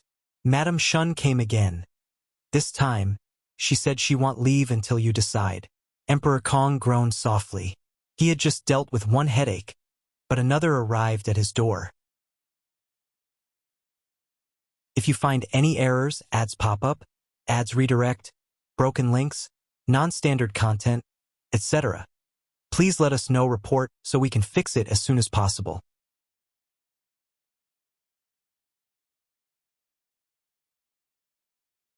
Chapter 1318 Always a Step Ahead. Madame Shun is from the Sunshine Pavilion. She's the mistress, controlling all its power. However, despite its poetic name, the pavilion is, in fact, a chain of brothels that target cultivators, including emperors and empyreans. All the pavilion's women and men cultivate yin-yang Dao, or a source technique about dual cultivation. Cultivators can visit when they need some help with their cultivation. If they pay for the lowest Tier 1 service, they can dual cultivate with a partner of their choice, but only through holding hands. Such service is crucial to cultivators below rank 10 as they can use it to break through bottlenecks, but it can only provide some cultivation bonus to great emperors and other paths. Tier 2 services involve physical intercourse, and the effects are even better. It's possible to increase a person's cultivation by a few % if they have just become great emperors. Tier 3 services involved women with their primordial yin and yang intact, making the process even more potent. That's not to mention other benefits like tempering the body and soul. Tier 4 and 5 services involve people with special physiques, with the difference being that Tier 5 girls also have their primordial yin and yang preserved. In the cultivation world, there is something called a cauldron physique, a unique physique with excellent dual cultivation properties. Devil cultivators love this type of physique as it is the best way to strengthen their foundation, and other cultivators love it because it's the best way to break through bottlenecks. Of course, women despise it because this physique primarily exists in women, and the fate of the cauldron is always terrible. The Sunshine Pavilion provided cauldrons, but at an exuberant price. All their prices are beyond expensive, but Tier 4 reaches another stratosphere, and that's because the price also involves numeration to ensure the owner of the cauldron physique can recuperate. Well, at least that's their explanation of why the price is so expensive, but people know better. Cauldrons have terrible fates because others forcefully plunder their primordial yin, injuring their bodies and souls and even destroying their cultivation foundation. However, the Sunshine Pavilion used a harmonious yin-yang dual cultivation technique, meaning the cauldron physiques benefit the owner instead of harming them. So, everyone with some knowledge knows their so-called price is bullshit. Unfortunately, many people rush to utilize their services despite knowing this.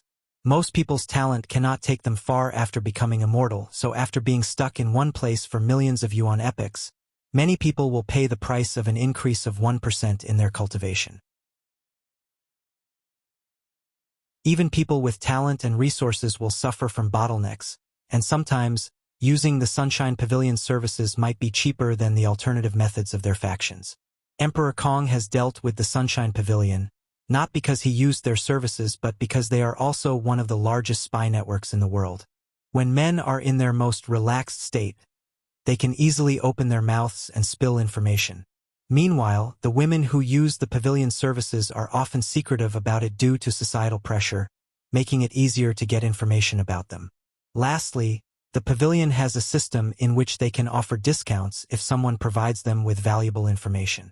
With all their branches scattered worldwide, the Sunshine Pavilion is among the best in the information business, so Emperor Kong has dealt with them. However, his problem with Madame Shun is not her business or some kind of contradiction that happened between them. She wanted to open a yin-yang school in the academy. Her request immediately sent the academy into chaos. Some elders agreed as they know that yin-yang Dao is one of the supreme paths of cultivation no matter which form it is practiced. Meanwhile, others vehemently denied this request, believing such a method of practicing yin-yang Dao contradicts many of the core ideologies about the literary way. They've been arguing for more than 50 million years since Madame Shun made that request, and the only way to end this debate is for the dean to decide. Emperor Kong has no problem opening the yin-yang school. Since his path is to enlighten all sentient beings, he would not exclude anyone. His hesitation is because of the true owner of the Sunshine Pavilion. I don't want to deal with that crazy woman, Emperor Kong sighed, feeling a headache coming. Wang Wei was a problem, but he was still a reasonable person, but that woman was not.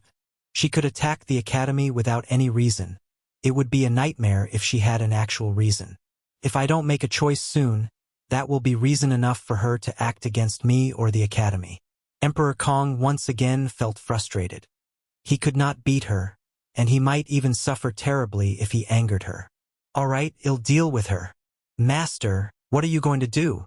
Lin Fan asked. He knew how complicated the issue of Madame Shun was. I'll tell her we can start the yin-yang school in the academy's branches as a test trial, Emperor Kong said.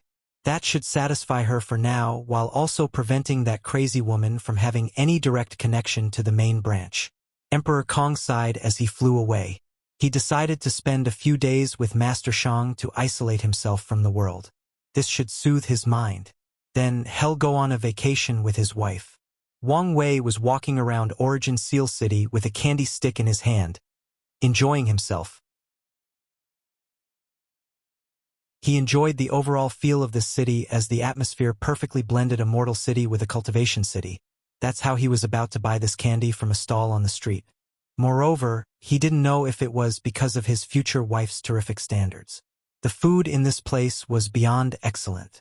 Every restaurant he visited in the past few days had its own unique cuisine, techniques, and recipes. Wang Wei stopped as he suddenly sensed something. He looked in the distance, and his vision penetrated endless distance as he saw a bright mirror above the academy's city. Have you figured it out? He shook his head. I'm starting to regret making friends with that little girl, Su Shi. Wang Wei did not mind despite his words, since that's how most friendships in the cultivation world, especially relationships with people of different factions or lineages. The lineage's benefit must come above everything, including friendship. Not a bad move, old man, Wang Wei commented. However, this is not enough to stop me. He raised his hand to condense a few karmic threads, mainly Emperor Kong, Lin Fan, Su Shi, and the Lower Dimension Academy. Emperor Kong owed him much more karma than the latter admitted due to everything he did for the academy in the lower dimension. So, what Wang Wei plans to do is to force him to repay that karma, or he will suffer a potent and immediate backlash that not only damages his soul but also affects his luck. And what's the best way to repay that karmic debt? Of course, it's from that compensation from Heavenly Tao. Wang Wei manipulated the threads to do his bidding, ensuring Emperor Kong would not notice anything until he received the compensation. By then, he'll have no opportunity to delay and must pay immediately. Heavenly Tao is planning for Transcendent factions, but there must be a difference between them, Wang Wei sneered. He had no personal grudge against Emperor Kong or the Academy but must ensure his faction's supremacy in the upcoming era. After all, in this world, more power means more resources, so Wang Wei, who always knew this, never stopped striving for more power and resources for the sect. Wang Wei bit his candy, enjoying the unique sweetness with the ability to improve his mood. If not for his cultivation level, this thing might affect his state of mind, which is truly impressive. This city was truly remarkable. Even the candy maker had some achievements in the Tao of cooking. I'm starting to wonder whether I bragged too much that day, Wang Wei thought. With such an impressive palate, could he create a dish that makes her swallow those words back? He sighed, feeling his future was bleak. Wang Wei headed toward the next restaurant. However, he did not take a few steps when something landed from the sky before him. He saw a beautiful woman in golden metallic armor from shoulder to toe, looking like a Valkyrie from Earth's myth. What can I do for you, young lady? Wang Wei asked, already having a prediction. I've been ordered to hand you this token and a message. You've wasted enough time. Wang Wei's lips twitched. He knew the suffering that awaited him, so he's been delaying for the past few days, trying to enjoy himself as much as possible. However, it seems this future wife cannot wait to beat him up. Wang Wei waved his hand, and the token flew into his palm. The Valkyrie woman did not say anything else and flew away. Meanwhile, Wang Wei sighed before activating the token, disappearing from the middle of the street. If you find any errors, ads pop up, ads redirect, broken links, non-standard content, etc., please let us know, report, so we can fix it as soon as possible.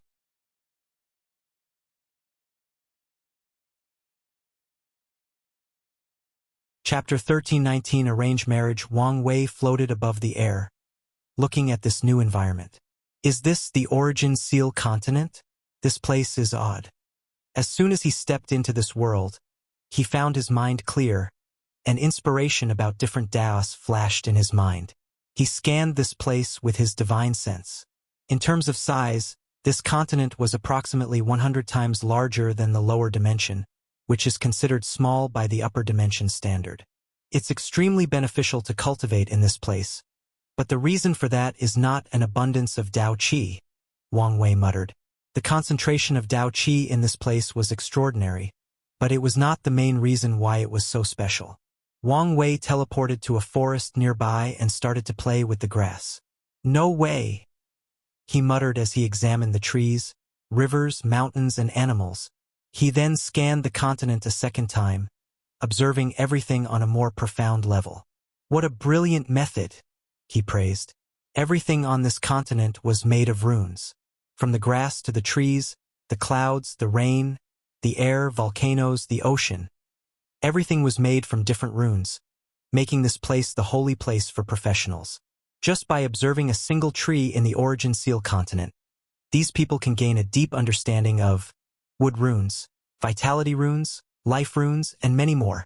Even the animals are composed of runes Wang Wei studied.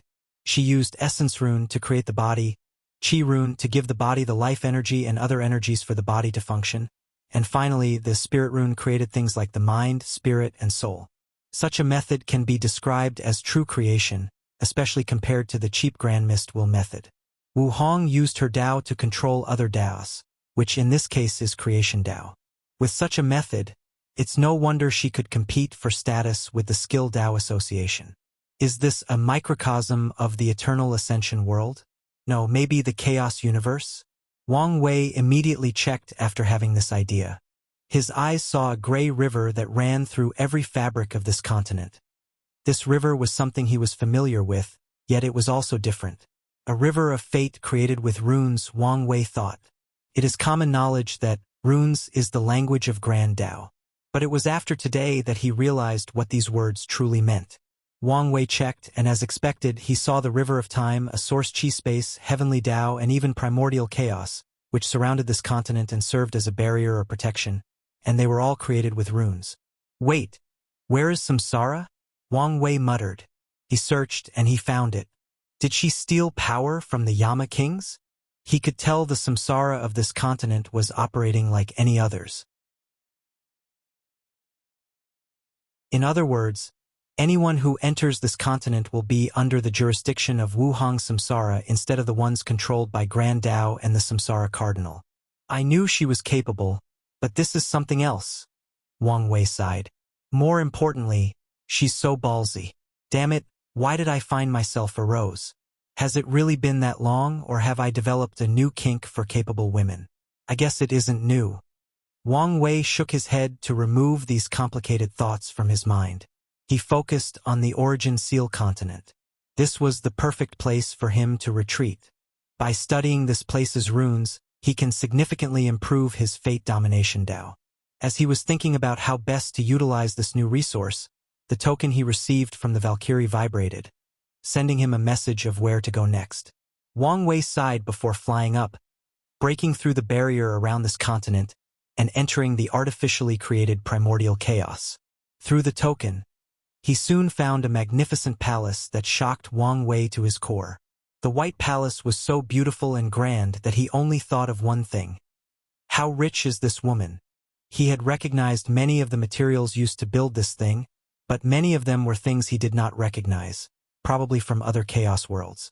The palace itself is probably a paragon artifact, and the formation engraved on them gives me the goosebump, Wang Wei thought. He felt a deep sense of danger as he glanced at that palace.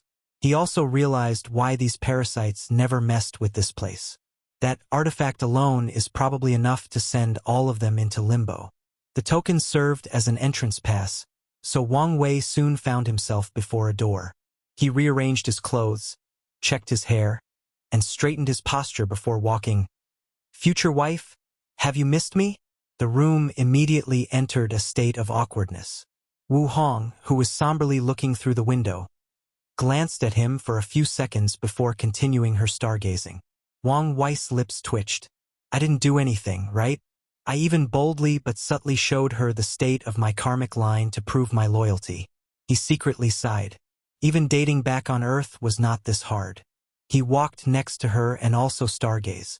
The sight before him was indeed beautiful as it showed the birth of a universe with all its stars, planets, galaxies, and many cosmic wonders. Then, the universe dies before restarting. The entire process takes place in just a few minutes. In other words, these two used the creation and destruction of a universe as something to stargaze, something to appreciate. After watching this scene for the third time, Wang Wei said, "Come on, use your words. We are all adults, so if you have an issue, let's discuss it." A common dating advice on the internet from Wang Wei's previous life was, "Communication is vital in any relationship." That is indeed sound advice, but how many people can effectively use it? Not to mention that this advice rarely mentions that knowing how to communicate is as important, if not more important, than communicating itself. "Something has been on my mind," Wu Hong said calmly. "Why did you accept the relationship so easily? It's apparent to anyone that you, of all people, would reject any form of fated love. Yet, from her memories, besides some insignificant reservations, you quickly accepted that marriage." Wu Hong looked at him. "It can't be because of love at first sight. Rational people like us don't buy into such a thing. So why did you do it? Since you've accepted it once, why not accept it a second time?" "That's an interesting question and one I've thought about a lot before," Wang Wei replied. "And the answer is much simpler than you think. Before the Supreme Outlaw trial, my relationship was pretty good. She was like a doting mother, and I was like a rebellious child who did not want to follow in their parents' footsteps or arrangement for the future." "What a strange analogy," Wu Hong said with a frown. "I know, but it's the best way to explain it," Wang Wei continued. "Continue." "After the trial, well, my mind was more open, and I was even more rebellious. Then, things went sour after learning about my status as a fate seed. Before those events, I saw our situation as an arranged marriage. My loving and doting mother, Fate, chose a wonderful woman for me, and after meeting her and seeing how beautiful, compassionate, capable, and compatible we were, I accepted it. Of course, I'm still the rebellious son. Just because I accepted it once doesn't mean I'll accept it a second time." Then, our relationship worsened, and there was no longer room for reconciliation. Wu Hong took a moment to process these words. Such a strange way to explain the situation, yet it still makes sense. She nodded. "So, did you feel any instant connection after meeting her?" "Not all." Wang Wei shook his head. "On the contrary, I feel our relationship is an ill-fated one. That girl will suffer immensely in her life if she gets with me." "Oh!" Wu Hong felt he was not saying these words without any basis. "Tell me more." She motioned for him to sit down before serving tea. Wang Wei felt relaxed, and it was not only because the tea was refreshing but also because the tension in the room had dissipated. So, he told his future wife everything that happened during his meeting with Sun Junyao, including his conjectures about his transcendent ability to influence the chessboard. He also told her about his conversation with Emperor Kong, mainly his conjecture about transcendent factions, and that the academy was chosen for one of the spots. "What do you think?" "About what specifically?" Wu Hong asked. He had said many things, and some she needed time to digest. "Let's start with recruiting Sun Junyao," Wang Wei answered. "If you find any errors, ads pop up, ads redirect, broken links, non-standard content, etc. Please let us know, report, so we can fix it as soon as possible."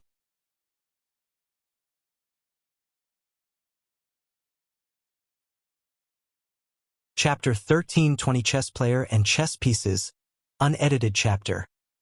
"I had similar thoughts before," Wu Hong admitted. "However, she had trouble trusting people, and because those two had their eyes on her, I never brought it up before. But, as you said, I'm considered half her master, so it should not be an issue for her to join me, if she wants to." Although Sun Junyao had the potential to enter the next realm, Wu Hong would not force her or use emotional manipulation to trick her into her faction. She disdains doing such a thing. However, she will indeed extend an invitation. A promise of the perfect foundation method should increase your chances. Wang Wei nodded. "However, do you think the path of perfection is truly the best for her?" "Huh? What's with the sudden change?" The last time they talked, they agreed that the path of perfection was, well, perfect for Sun Junyao. I've been thinking about this since our conversation, Wang Wei said. People often believe that perfection is a taboo because it is the quickest and easiest way to transcend, and it's also a way to tap into Grand Tao's power. But what if things were not so simple? It's one thing to achieve a perfect body or perfect Tao, but you should understand what it means to have a perfect mind. Cold, indifferent, calculating, and more importantly, no emotions, Wu Hong replied. Yes, in the path of perfection, human emotions are a liability, so people on this path will either eliminate it or suppress it to the lowest level possible. Wang Wei nodded. However, these people are also the most ruthless. They will do anything to achieve their goals and have no bottom line. Wang Wei considered himself a ruthless person, and his path of absolute freedom required him to have no moral restrictions. However, there are certain things he would never do, for example, forcing himself on someone else. He just needs to know he has the power to do it without any mortal guilt without doing it. These people don't care about friends, families, and loved ones. Everything can be abandoned for their pursuit of the Tao. It's fine if something like Grand Tao or Heavenly Tao, who is the consciousness that controls the rules of reality, but if cultivators had a similar mindset, they will turn heaven and earth upside down, maybe even destroy it to achieve their goals. Wu Hong finished, and her eyes lit up. That's why it's a taboo. Grand Tao wants people to achieve transcendence, but he doesn't want them to do it in an extreme manner that may endanger the chaos universe. Exactly. Wu Hong sighed. I understand Grand Tao's point of view, but the path of transcendence is already difficult to traverse.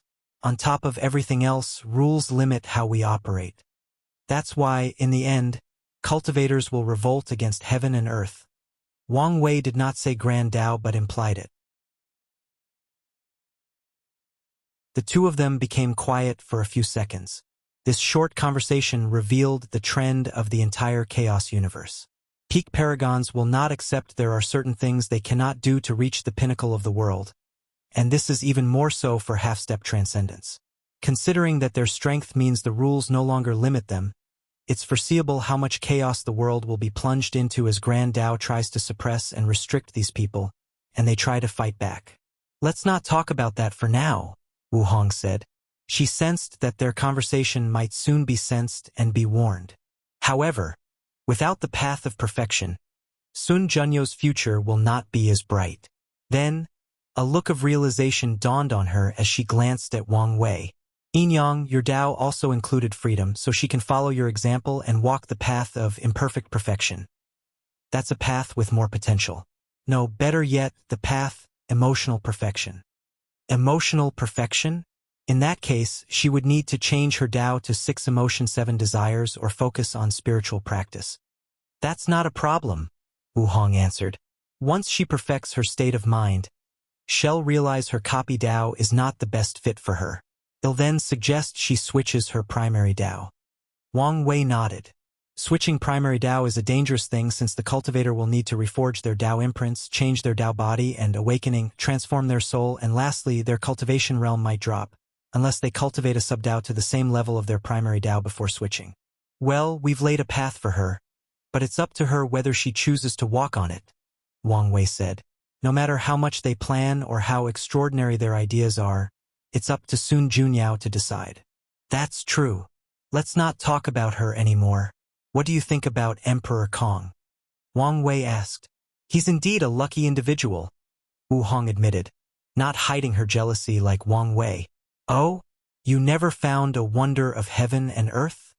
Wang Wei figured if someone were lucky enough to get such a thing, it would have been his future wife. Only 2 appeared during the previous era, and they were all before I ascended, Wu Hong explained. And I've never found anything during my travels. Well, I did find a few who have already been used, but as you know, those are no longer wonders. What happened to those 2? Wang Wei asked. Although he had read the historical records, he still asked since she might have known more than the sect had given him. A few people used the first one to give birth to Tao children, while the other disappeared. No one knows who took it and even what it did. Do you think the Dusk Emperor took it? Wang Wei asked with bright eyes. You think that's how they became a boundless without following the eternal path? That's one of the most feasible explanations.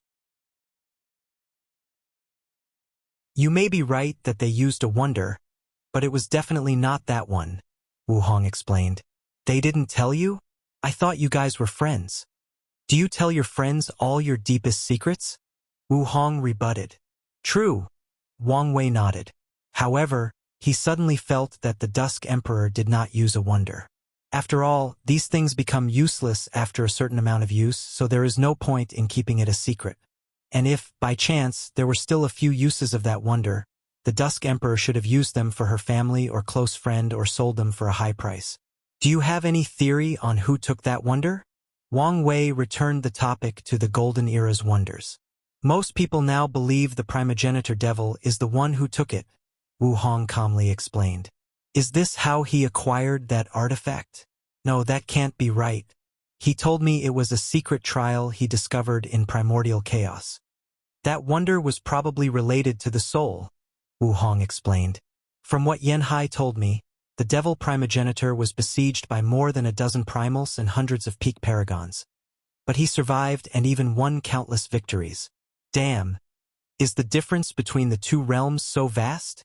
With just a broken treasure, the devil primogenitor remained undefeated in the face of all these unparalleled genesis.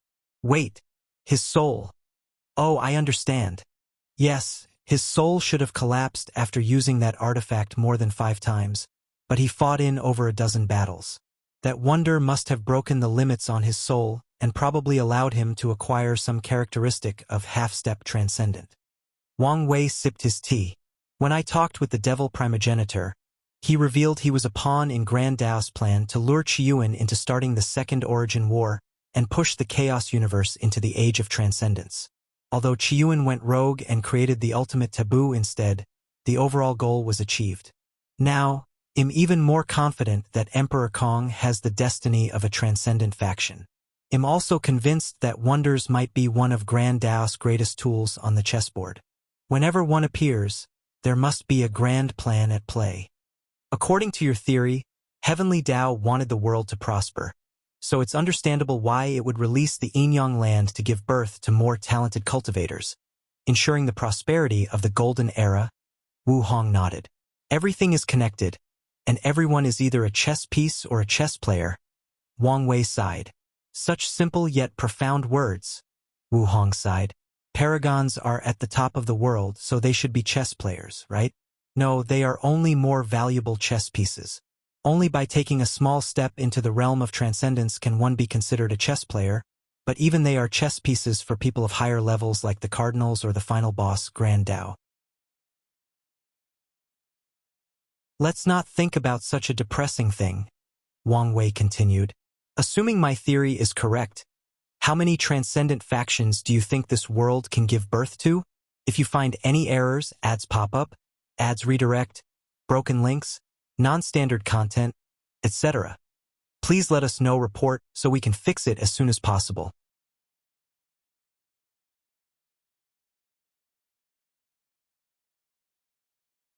Chapter 1321 Transcendent Faction Analysis, Unedited Chapter 7. And if you add those two, a total of 9, Wu Hong replied without hesitation. So much! You underestimate what it means to be half the universe's destiny center, Wu Hong calmly explained. Had we truly become the center, it would probably be enough to cultivate 33 factions, and I'm talking about factions, not individuals. A faction can have multiple half-step transcendence. For example, if Sun Junyao joins the Origin Seal Continent, they'll have at least 2. Meanwhile, the Dao opening sect is full of talents capable of reaching that realm, and with all of Wang Wei's ideas, they have a bright future ahead. 9 factions, Wang Wei uttered. Buddhism and Taoism already have a spot. Emperor Kong represents the literary way and the academy. Taoism, Buddhism, and the literary way are the 3 most prominent and widespread religions/philosophy/schools of thought in the Chaos Universe, usually known as the trifecta. Although my ancestor went rogue, he is the main contributor to the Eternal Ascension world's destiny and prosperity. Heavenly Dao must pay that karma, so a place will go to us. Wang Wei looked at Wu Hong. It must give you a spot, Wang Wei continued. You can reach that level without the help of destiny, and knowing you probably hold a grudge for what happened with the Curse Master. This might be the best way to appease you. That may be one of the considering factors, but not the greatest one. Wu Hong shook his head.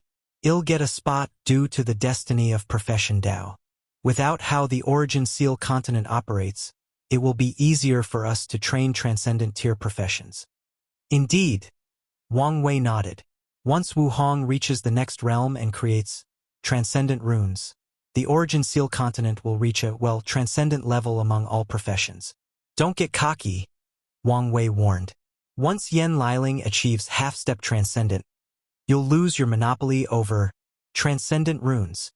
That girl is indeed talented, but I've never been afraid of any challenges, Wu Hong replied calmly. Not to mention how much I'll achieve by the time she reaches our realm. True, Wang Wei sighed. He regretted not bringing Yen Liling and Li Jun with him to the upper dimension. He did not truly understand how terrifying a late start was in the upper dimension. Sadly, the lower dimension was blocked, so he could not even contact them and warn them to find a way to escape their sentences and ascend as soon as possible. Wang Wei shook his head to remove these thoughts from his mind. That's 5 spots, leaving 4. Who else? There is probably a spot for a dynasty, Wu Hong continued. The Way of Fortune dynasty protects ordinary mortals, so Heavenly Dao might give them a spot. Yes, with all these transcendent beings existing in one world, it's a good idea to have one whose interest is invested in protecting the mortals. Wang Wei agreed. So, do you think the Great Qin will have a spot? He'll probably be granted an opportunity to fight for it, but not granted it directly, she replied. Oh, the human emperor is a great emperor, but he's not the ideal one, Wu Hong explained. The ideal emperor is Yang Zhe, the saint emperor of the Great One Divine Dynasty. He practices the way of Holy Emperor, also called the Compassion Emperor. Saint Emperor, a ruler that is a saint to his people but a tyrant to his enemy. Wang Wei muttered. He had read about the Saint Emperor and the Great One Dynasty. They were part of the dynasty alliance supported by other overlords to balance the power and influence of the Great Qin Saint Court. Such a man is indeed the ideal candidate, Wang Wei nodded. As a holy emperor, it is in his best interest to ensure the safety and prosperity of mortals, which should reassure Heavenly Dao to give him a spot. No matter how weak and insignificant mortals are, they are the sources of talent for all factions. However, once these transcendent factions rise, the mortals might become endangered. The higher the cultivators, the more indifferent they are to mortals, and this situation should worsen once half-step transcendence begins to show up. Not to mention how devastating the slightest confrontation between these beings will be to even paragons, let alone mortals. As such, it's in Heavenly Dao's best interest to choose a faction dedicated to protecting them. Sadly, he's too weak. Wang Wei sighed. The Saint Emperor was only a peak paragon, not a primal. Although he had an overwhelmingly positive image, deep connections, and excellent influence, this did not change the fact that he was weak. There is still hope for him, Wu Hong said. As long as he can use his experience from the Taboo to become primal, use his charisma and influence to control the alliance, he might be able to compete for the spot with secret support from the other overlords. You don't sound like you have a high enough faith in him, Wang Wei said. Although I don't like him, I must admit that Ying Zhang is a capable man with deep plans and many secrets, Wu Hong replied honestly. After so many years of interacting and competing with that man, she only finds out his origin goes back to the prehistoric world through her connection with Wang Wei. That's how deep he hides. How much of a chance do you think the Saint Emperor has? Probably 30%. So low. Wang Wei frowned. Yang Zhe has an unparalleled talent for governance that no other rulers can match, Wu Hong explained. Most dynasties rely on their vast and extended territories to gather luck, but he primarily relied on the people's welfare and happiness. However, if you compare his ability to scheme and plan to Ying Zhang's, you will see that he truly does not measure. Wang Wei squinted. What if we focus on his advantage? After all, the ultimate decision is up to Heavenly Dao, and it may have different requirements. You want to work with him? Wu Hong asked before thinking of something. You want to cooperate with him to spread your mortal rune civilization? That's right. Wang Wei nodded. It's a great way to boost the prosperity of his citizens and show Heavenly Dao he was the best choice. I still don't think his chances of success will be high, Wu Hong replied. Ultimately, the cultivation is about strength and strong preying on the weak. Even if Heavenly Dao granted him that destiny, it's very likely for Yingzhang to conquer or slaughter him to take it. I still think it's worth a try, Wang Wei said. If I succeed, I can stop the Qin Emperor, but even if I fail, I can delay his rise, and that's good enough for me. Well, it's a good move. You won't have to pay much if it fails, and you can still get some benefits. Wu Hong nodded. Then it's decided, Wang Wei said as he sipped his teeth. What about the other faction? What do you think? Especially the Grand Sect Alliance. As I said before, the skill association is useless, and it's the same with the exchange hall. As long as Emperor Kong keeps his heart of sage and continues training cultivators no matter the background, there is no need for a loose cultivators alliance to be so powerful. The innate demons are the third useless group. The next era will truly be the era when they lose their status and are no longer viable to compete with paragons and fiend gods. Wu Hong moistened her throat. After years of manipulation, the demon race's destiny has become to balance and suppress the innate demons, so they also have no value in the upcoming eras. However, Heavenly Dao might receive a spot just to provide some balance to the human race, but that probability is not high, considering we're the protagonists of the world and we've done so much. The Divine Faith Heaven's leader is a highly talented person, but their purpose is also geared towards mortals. However, dynasties are healthier for cultivating mortals than faith, so they are also eliminated. No, they might be given a chance to compete with Yingzhang and the dynasties for that position. That only leaves the Sword Path League, the Myriad Clan Union, and the Grand Sect Alliance, Wang Wei commented. The sword cultivators have ruined their own destiny by suppressing the ultimate sword path to ensure the supremacy of the extreme sword path, Wu Hong commented. So, I'm not too sure about their fate. I guess it doesn't help that the most powerful one among them is not even from their league, Wang Wei chuckled. True, Wu Hong nodded before continuing. The Myriad Clan Union used to serve a grand purpose. Steal the chi luck associated with bloodline supremacy from the innate demon gods and transfer it to the human race. Now that the innate demon gods are about to be washed out from history, they might not be of much significance. Wu Hong looked him in the eyes. It also doesn't help them that one of their core leaders is one of your Wang clan. If they become a transcendent faction, then the potential of your clan will be too much. Heavenly Dao is all about balance. It will take that into account. If you find any errors, ads pop up, ads redirect, broken links, non-standard content, etc., please let us know report so we can fix it as soon as possible.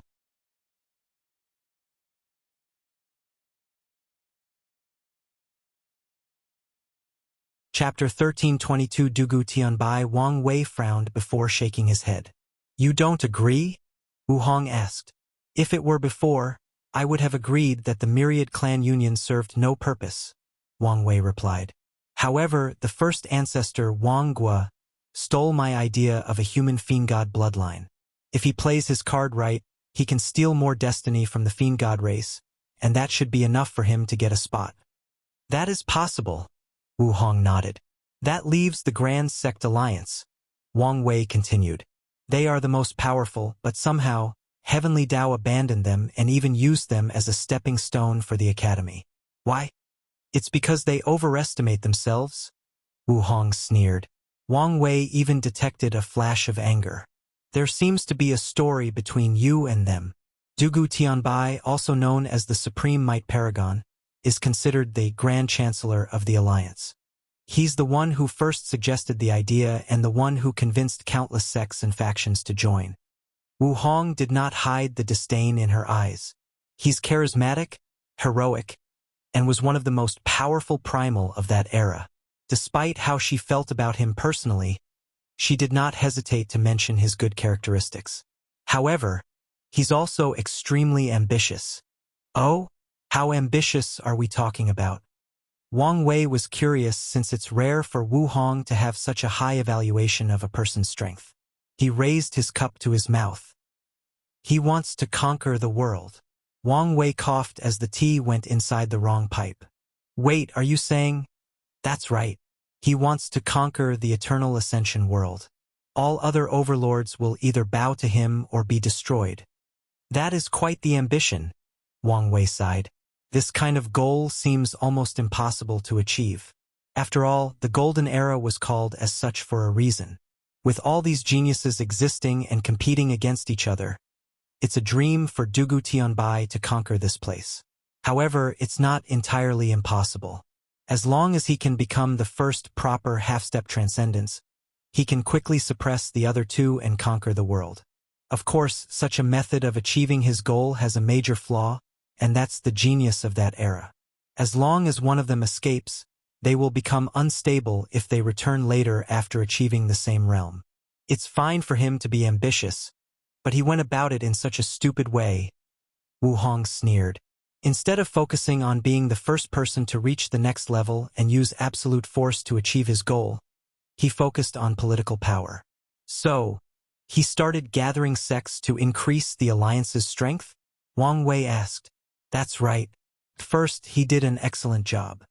He even convinced those sects to live close to each other, making their disciples entangled with each other as if they were one giant family.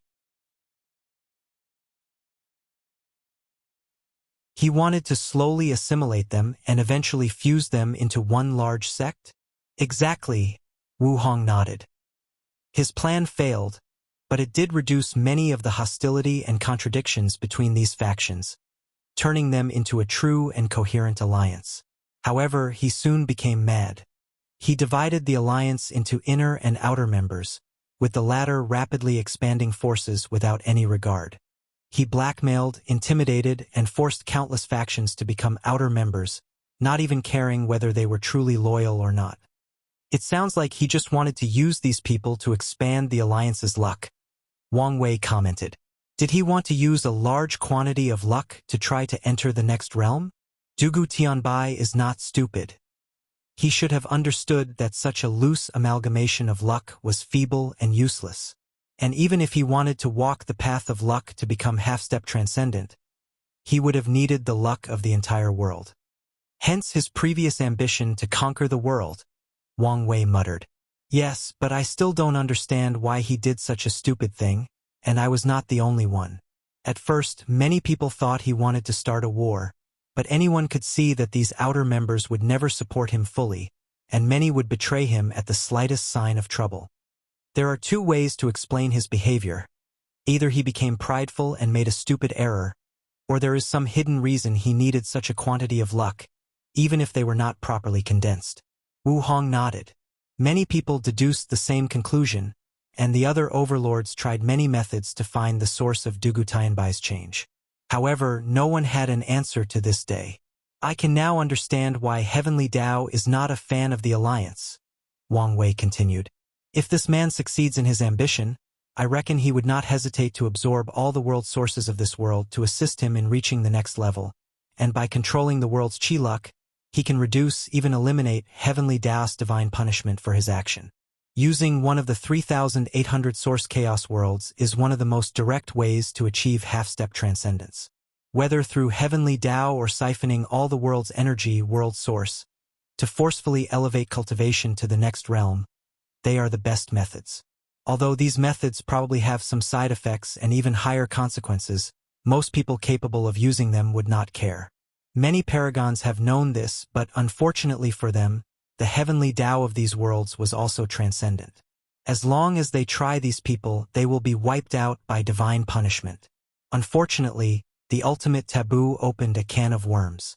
Many methods to bypass or even reduce the effect of divine punishment were distributed to cultivators across the chaos universe, endangering the source chaos worlds and making them more valuable. It would indeed be a disaster for the world if someone like Dugu Tianbai transcended, Wu Hong sneered. You don't seem to like him very much, Wang Wei asked. Wu Hong was briefly quiet. Although I don't like to admit it, I was the weakest of the 13 in terms of foundation.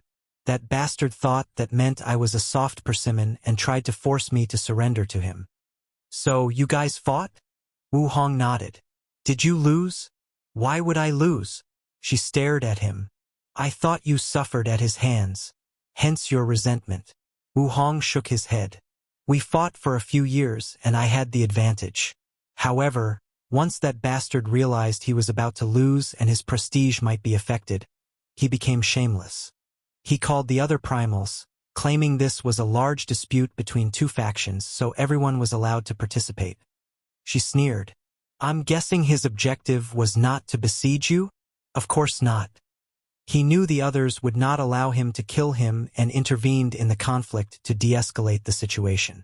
That way, he gets to walk away without technically suffering defeat. That's why I despise him. Wang Wei nodded, but his body suddenly paused as he thought something.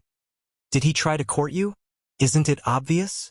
That bastard wanted my strength, lineage, and my body. Wu Hong genuinely looked disgusted as she thought of Dugu Tianbai. One of the things she despised the most was this kind of man who did not want a partnership with her. Instead, they wanted to conquer her like she was a delicious piece of meat. It did not help that all these men were weaker than her, and once they realized this, their egos became hurt, so they either abandoned such notion or tried every means to eliminate her. Wife, don't worry. I'll avenge your grievance once I have the strength and Dugu Tianbai returns from limbo. Who needs you to avenge them? I've been thinking for a long time of publicly slapping him in the face and ruining his reputation. Once I'm healed and achieve a perfect foundation, my strength should be enough, so there is no need for your help. Wife, can't you give me a chance to act arrogant and mainly before you? Wang Wei complained. This is the downside of having a powerful wife. There is no opportunity to show his masculine and manly side as a protector. Who's your wife? Wu Hong asked. A slip of the tongue, Wang Wei said casually before immediately changing the topic. If you remove the one for the dynasties, 3 spots remain. Based on your analysis, it should go to the Sword Path League, the Myriad Clan Union, and probably the Demon Race. However, there is also a high chance that these spots will be distributed to non-overlord factions. Do you have someone in mind? Wu Hong asked. The Barbarian Race, Wang Wei replied. If you find any errors, ads pop up, ads redirect, broken links, non-standard content, etc. Please let us know report so we can fix it as soon as possible.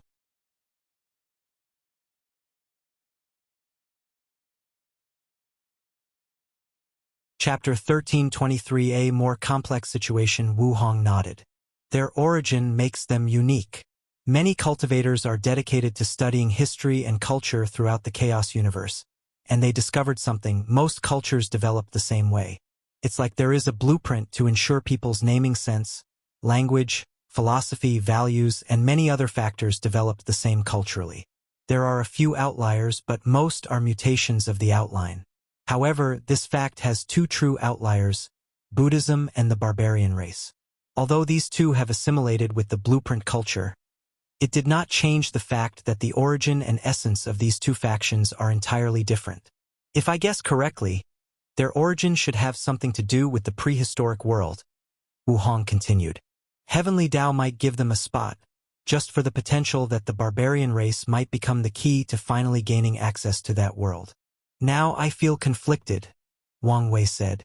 He knew one of his greatest advantages, especially to other Tao overlords, was access to his memories from Earth. It would make things more challenging for him if more people could get their hands on the information on Earth. Did you have some plan for the Barbarian Race? I noticed one of my followers, Monk. His destiny was slowly changing after meeting me, Wang Wei explained. By comparing himself to me, he's slowly transforming into a transcendent seed. Comparison and competition are some of the best ways to elicit growth and development. Wu Hong nodded. If he's as you said, then the Barbarian Race might have a spot. At the very least, they are one of the main competitors for one of the spots. Did you want to cultivate a new ally? That was the plan. Was? Wu Hong asked. Is? Wang Wei said firmly. Anyway, I don't think it will be so simple for Grand Tao to regain control of the prehistoric world, And if everything else fails, there is still me. Yes, it's better to have one more friend than one more enemy. In conclusion, the Sword Path League, the Myriad Clan Union, the Demon Race, the Barbarian Race, and a few others will fight for 3 spots, Wang Wei analyzed. Sword Dao has taken over most of the destiny of all Weapon Dao, and this battle might be a chance to reverse this situation. Especially Saber Dao, who has been their greatest enemy, meaning the Sword Path League will have plenty of competitors. The Myriad Clan Union will have a future if they can contribute to the Innate Acquire War by weakening the Fiend God race by stealing their luck and destiny. The Demon Race is not entirely out of the competition. They'll increase their chances if they can eliminate the innate demon gods and take their destiny. The next era will probably be a time of great strife and competition. Wang Wei sighed. These 2 conversations might seem like a simple analysis, but they outline what will most likely occur in the upcoming era once the moons are eliminated and the issue of the 2 suns is dealt with. Things are even more complicated than you stated. Oh, did I overlook something? A few, actually, Wu Hong said. First, there is samsara. With all these transcendents walking the world, how can the world of the dead preserve itself? In my mind, one of the factions or one of the transcendents would take over, Wang Wei replied. For example, Ing Zheng. He needs the emperor title to become half-step transcendent, so I figured he would control the underworld. However, now that I said it out loud, I realized I was too naive. Although the other transcendents might not care about samsara for themselves, they wouldn't allow someone else to occupy it since it could influence their sex or people close to them. That's one part of the issue, but I don't think samsara will allow others to mess up the world of the dead. You think Heavenly Dao would grant one of the spots to the underworld? It doesn't have to, Wu Hong answered, and Wang Wei immediately understood. The Samsara Cardinal. That's right, Wu Hong nodded. Whoever they are very strict about controlling the underworld. Heavenly Dao doesn't have to do anything. The Cardinal should give the Yama Kings the power to balance the other factions and the world of the living. Wang Wei squinted. You seem rather confident in your analysis. Wang Wei agreed with her deduction, but he was not as confident as her. The Samsara Cardinal might interfere, but there is also a chance they might give up on the Eternal Ascension world. My confidence is because of you, Wu Hong said. I can deduce that whatever our future selves is doing, the Cardinals are involved in one way or another. So, it would be stupid of them not to take an opportunity to place a chess piece into your homeworld. A terrifying killing intent flashed into Wang Wei's eyes, especially since that chess piece might be my grandmother. Although he had only one conversation with his grandmother, he had a favorable view of her, especially since she admitted her relationship with his grandfather. Wang Wei understood the mindset of the powerful, so it wouldn't surprise him in the slightest if his grandmother ignored the previous relationship and cut the karma between them. That's right, Wu Hong nodded. You should prepare beforehand. No matter what, your grandmother cannot achieve transcendence with whatever method the Cardinal provides. I know. Wang Wei exhaled to calm down. Now that he knew what was going to happen, he could plan ahead. If he plays his card right, he might peep into the secrets of the Cardinals to prepare for their future battle. Maybe even deal a blow to them if he takes a risk. Wang Wei looked in the sky, his eyes deeper than they had ever been. They better know better than to mess with my family. Otherwise, once I deal with them, they'll suffer a fate worse than death. Such deep and scary eyes. How manly, Wu Hong thought, biting her lower lips while her eyes contained some hidden emotions. Luckily, she quickly controlled herself and returned to normal before anyone saw anything. Wang Wei focused on her. What else did I overlook? Foreign influence, Wu Hong explained as she sipped the tea. Do you think other chaos worlds will just watch as the Eternal Ascension world becomes so powerful? These people know how much destiny this world has, so how could they not try to take a piece of the pie? You mean foreign factions will also compete for these positions? Exactly, Wu Hong said. Besides a few who will try their best to destroy this world's prosperity, most will try to take this opportunity for themselves. I was in the mindset that Heavenly Dao was xenophobic and would only leave this chance to its native. Wang Wei commented.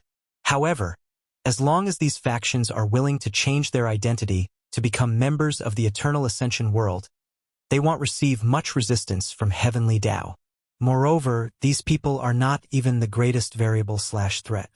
Yes, the foreign Transcendent factions. Wu Hong squinted. These people are currently just watching, and no one knows they are thinking or planning. But once they take action, we cannot deal with them given our current situation. Why do you think they haven't acted? Wang Wei asked. There are probably many reasons, but the one I can think of with the most certainty is that they fear a luck backlash, Wu Hong analyzed. They fear if they act prematurely, Heavenly Tao will also accelerate its plan and force this world into the Transcendent era in advance. As such, their plan should be to lay out things in advance and wait for the right time to take action. Wang Wei suddenly remembered Old Man Tianji and Emperor Blackheart. Both these people are chess pieces of the Star-Gazing Pavilion and the Desire Heart Palace, two transcended factions. Wang Wei can imagine there are plenty of other chess pieces in the world waiting for the right time to act. The situation is more complicated than I originally thought, and it seems I must prepare in advance, Wang Wei grunted. Although the Tao opening sect is one of the guaranteed spots, that does not mean they would 100% become a transcendent lineage. On the contrary, these guaranteed spots are the juiciest and most succulent piece of meat to these foreign factions. There is also the fact that many people hold a grudge and will blame the Tao opening sect for what Qiyuan did, Wang Wei analyzed. Every cause has an effect. Qiyuan opened the era of transcendence through the ultimate taboo, but in the process, he created probably the largest war in the chaos universe, resulting in the death and destruction of countless people and worlds. This level of karma is not something any lineage can bear along. The Tao opening sect has great fortune and destiny, and if it acts fast enough on it and becomes a transcendent faction, it can wash off that karma. If not, then they will be destroyed. Let's not talk about this anymore, Wang Wei said. They've talked enough for today. Any more and there might be consequences. How is your apprentice? She's fine, Wu Hong replied. She just passed the test to become an inner disciple. If she can pass a few more, I'll accept her as a direct disciple and, eventually, my legacy disciple. Really? You think so highly of her? A legacy disciple means that Hong Meiling would be the next ruler of the Origin Seal continent. She doesn't have that high of an aptitude for runes and such, but she has great managerial talents, Wu Hong explained. I've wanted to find someone to take over managing this place while I become a free elder/ancestor, and she might be the one. That's good to hear. As a founder of a top lineage, she must move from being the face of the faction to someone behind the scenes. Most overlords have experienced such a process, and the Origin Seal continent could be said to be behind. Of course, it's probably because Wu Hong has too high of standards for her successor. Well, enough wasting time, Wu Hong said. Let's start with your training. If you find any errors, ads pop up, ads redirect, broken links, non-standard content, etc., please let us know report so we can fix it as soon as possible.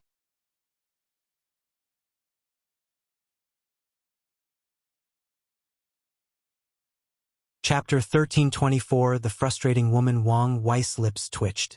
He knew this day would come, and he also knew he could no longer delay it. He sighed deeply before saying, 1 minute. He condensed a talisman in the void to send to Red Mask. He had decided to stay here and even enter his cultivation retreat in the Origin Seal continent. As such, some of his work needed to be transferred to this place. All right, I'm ready. Wu Hong waved his hand, and they teleported to another area. Wang Wei looked around, and everything was either black or dark purple. Primordial chaos? A replication, Wu Hong explained. We're in the battle training area I've built.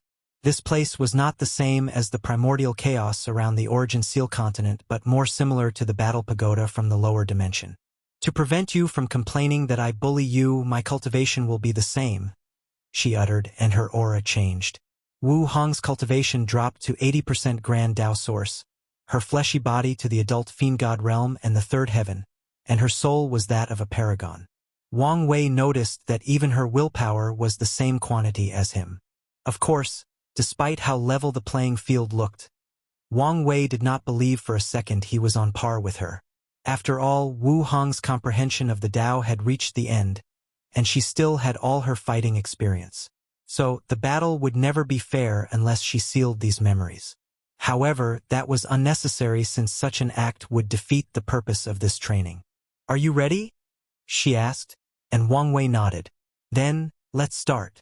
They rushed toward each other, showing their aggressive nature. Wang Wei had no hesitation as he punched her in the face. However, his attack failed as the terrifying force behind him was immediately sealed once it reached close to Wu Hong, who proceeded to slap him. Wang Wei evaded. However, this attack was fake, bypassing his intuition and ability to see the future. Luckily, his reaction was excellent, so when the hand was about to touch his face, he exploded his head as a form of attack. Wang Wei's cruelness surprised Wu Hong slightly, but she immediately regained her focus. She was about to use this opportunity to continue her attack when she detected something. A time attack. To be precise, an attack from the past. Her years of experience allowed her to understand what had happened. Wang Wei did not just blow his head. He used his time Tao to send some of his blood to a few seconds in the past before growing a body/clone from that drop of blood. The clone then attacked Wu Hong across spacetime. Wu Hong did not move to look at the source of the attack. A rune appeared above her head, sealing the surrounding spacetime continuum.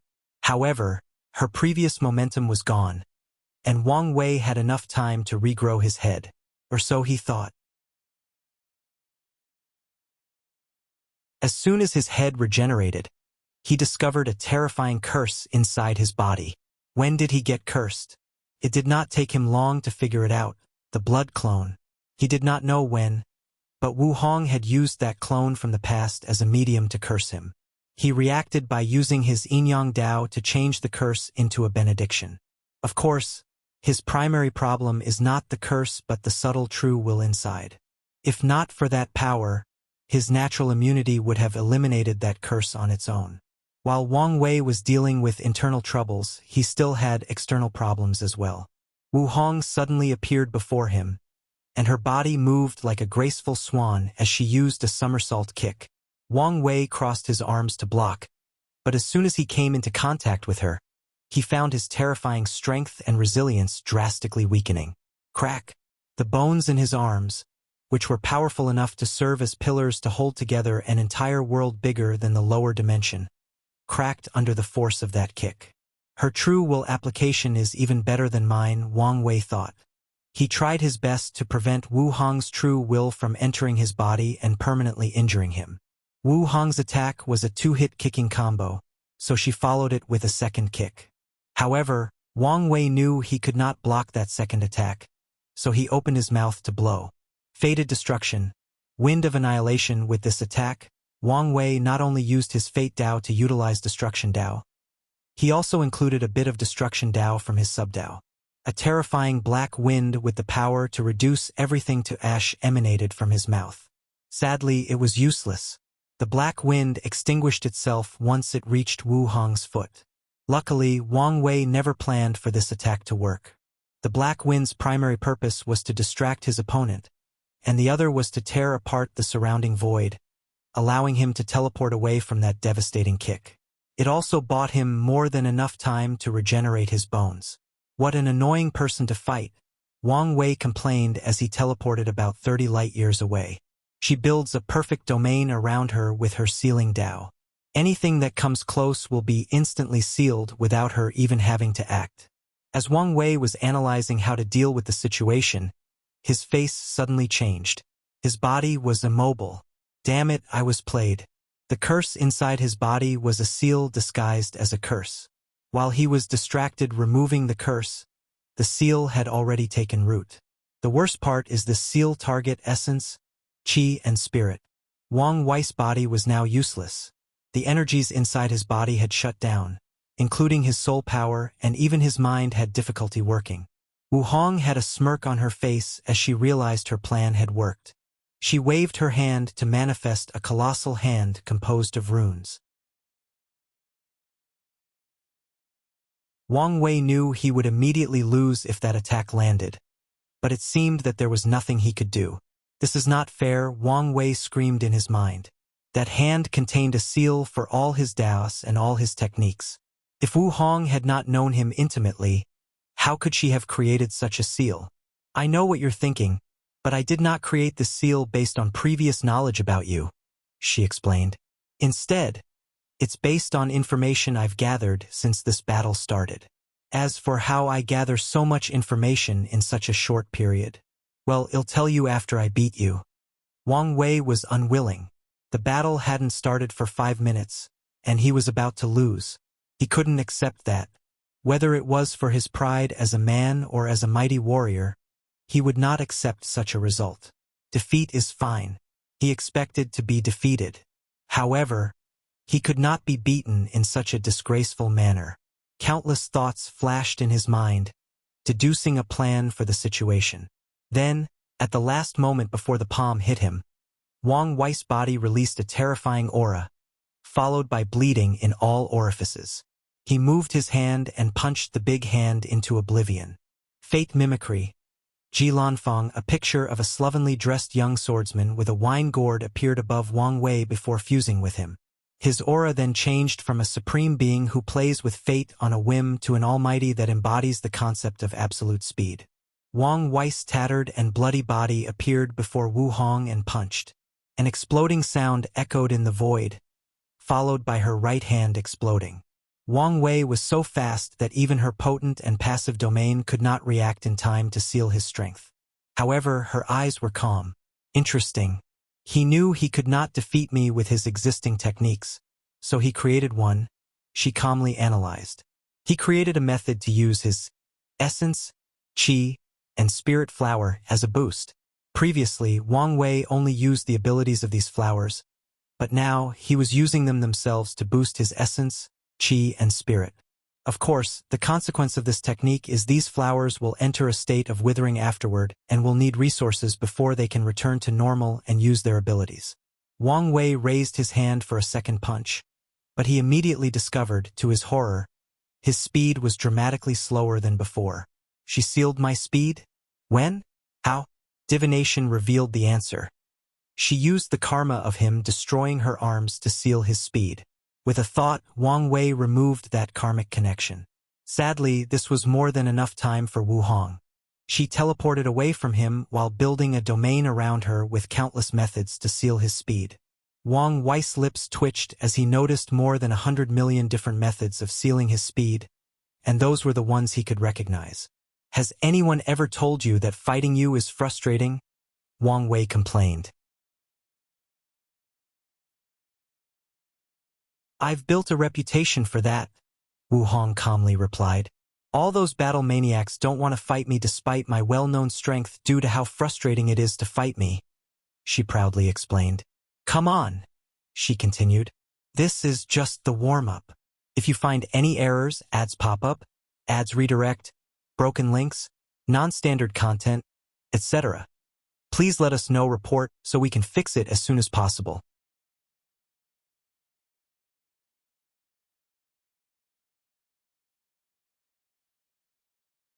Chapter 1325 Necessary Training. Undeaded chapter. Wu Hong rushed to confront Wang Wei, but things were different this time.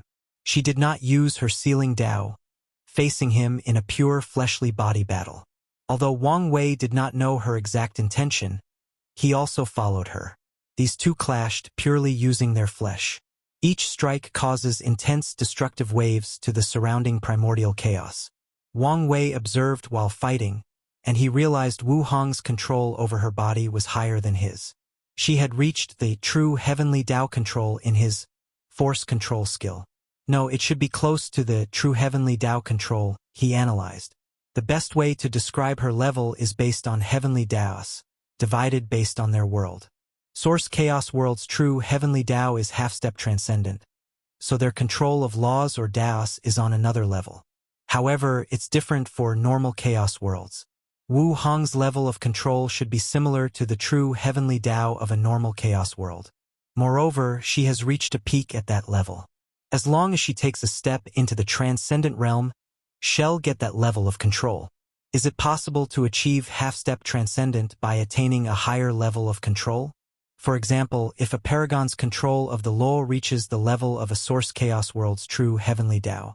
After mulling it over, Wang Wei realized this path was feasible and fell under the category of achieving transcendence through skills. This idea is good, but how exactly could someone reach that level? Unless they could have direct access to a source world's heavenly Tao and its operation of the law. So, a technique that can obverse the operation of the rules of heaven and earth? Such a technique is easy and challenging to create. If heavenly Tao does not care, then this path is feasible. But if heavenly Tao does not want anyone to peep at their core secrets, then this path is a dead end. An alternate method would be to observe countless true heavenly Taos from non-source chaos worlds.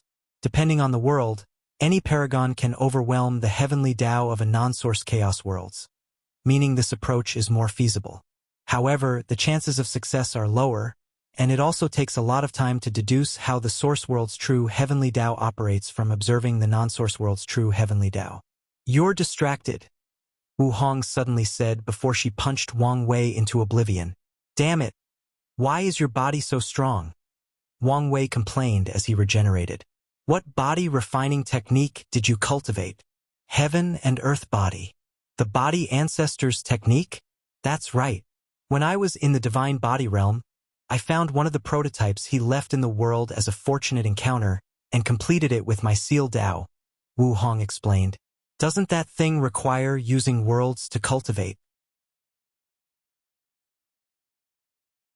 I found a destroyed Greater Thousand World and used it for my cultivation. What about after you ascended? Did you cultivate another technique?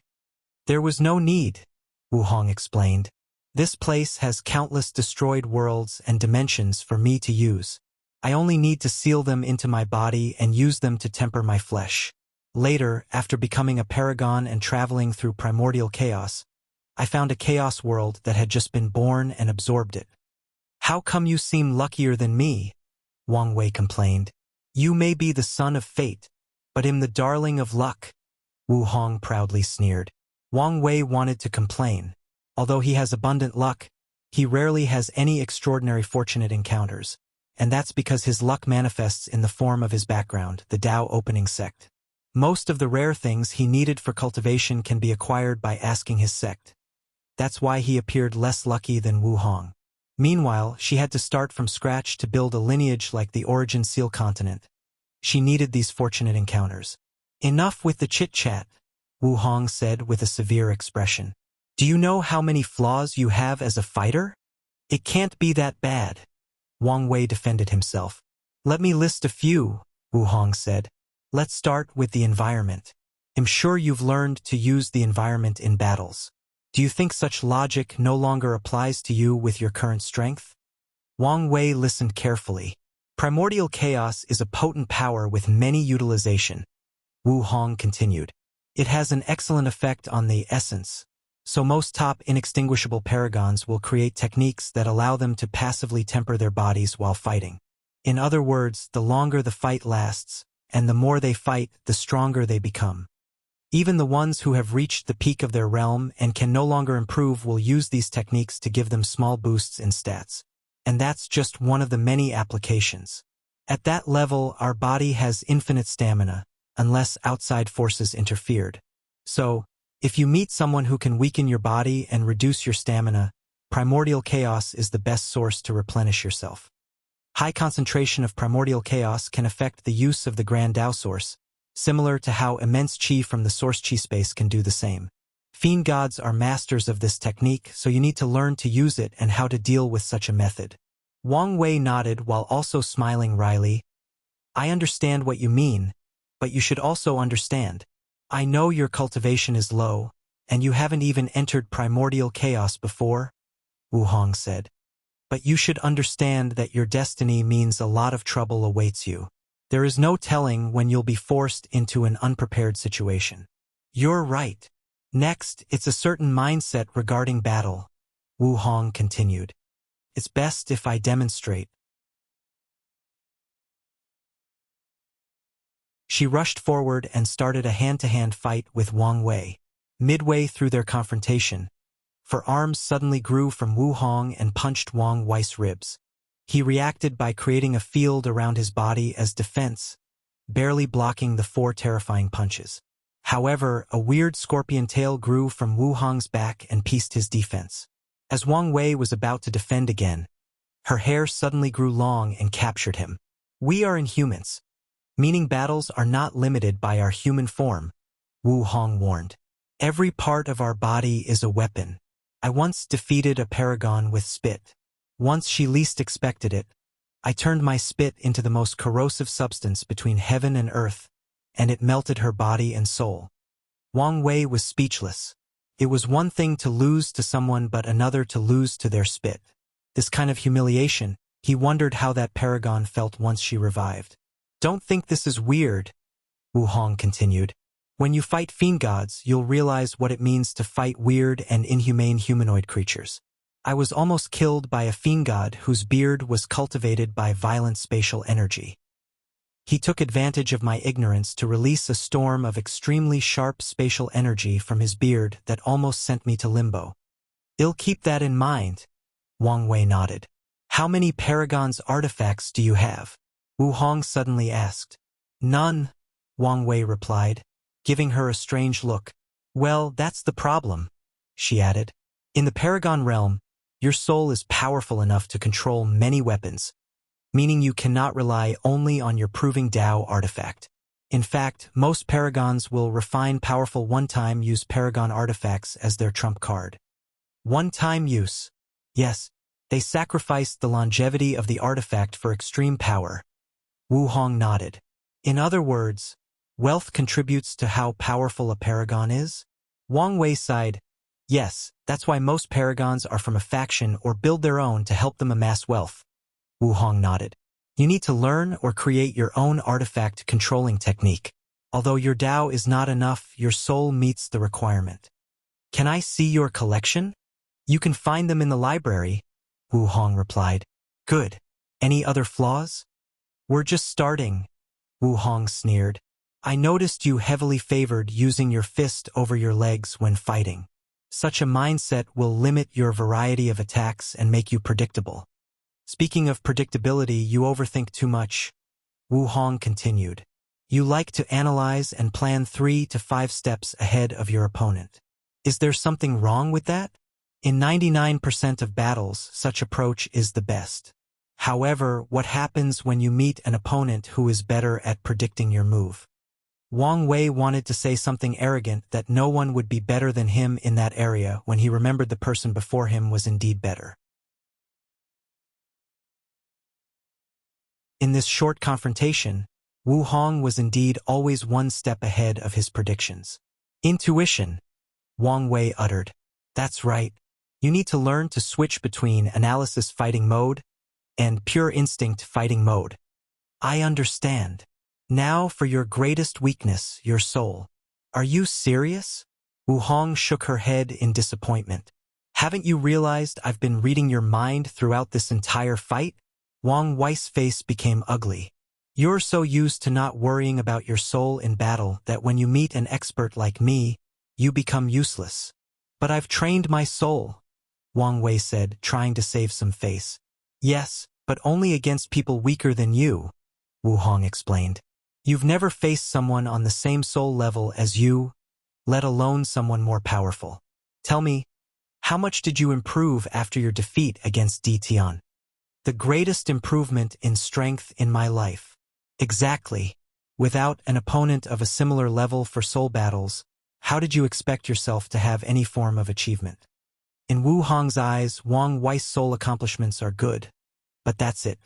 When it comes to an expert of her level, there are too many people who can see the flaw in his lack of soul battle experience.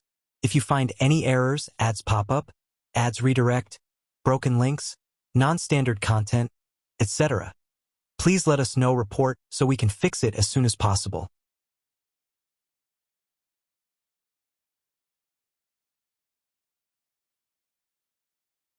Chapter 1326 Continue Training. Wang Wei opened his eyes and wiped the blood from his nose.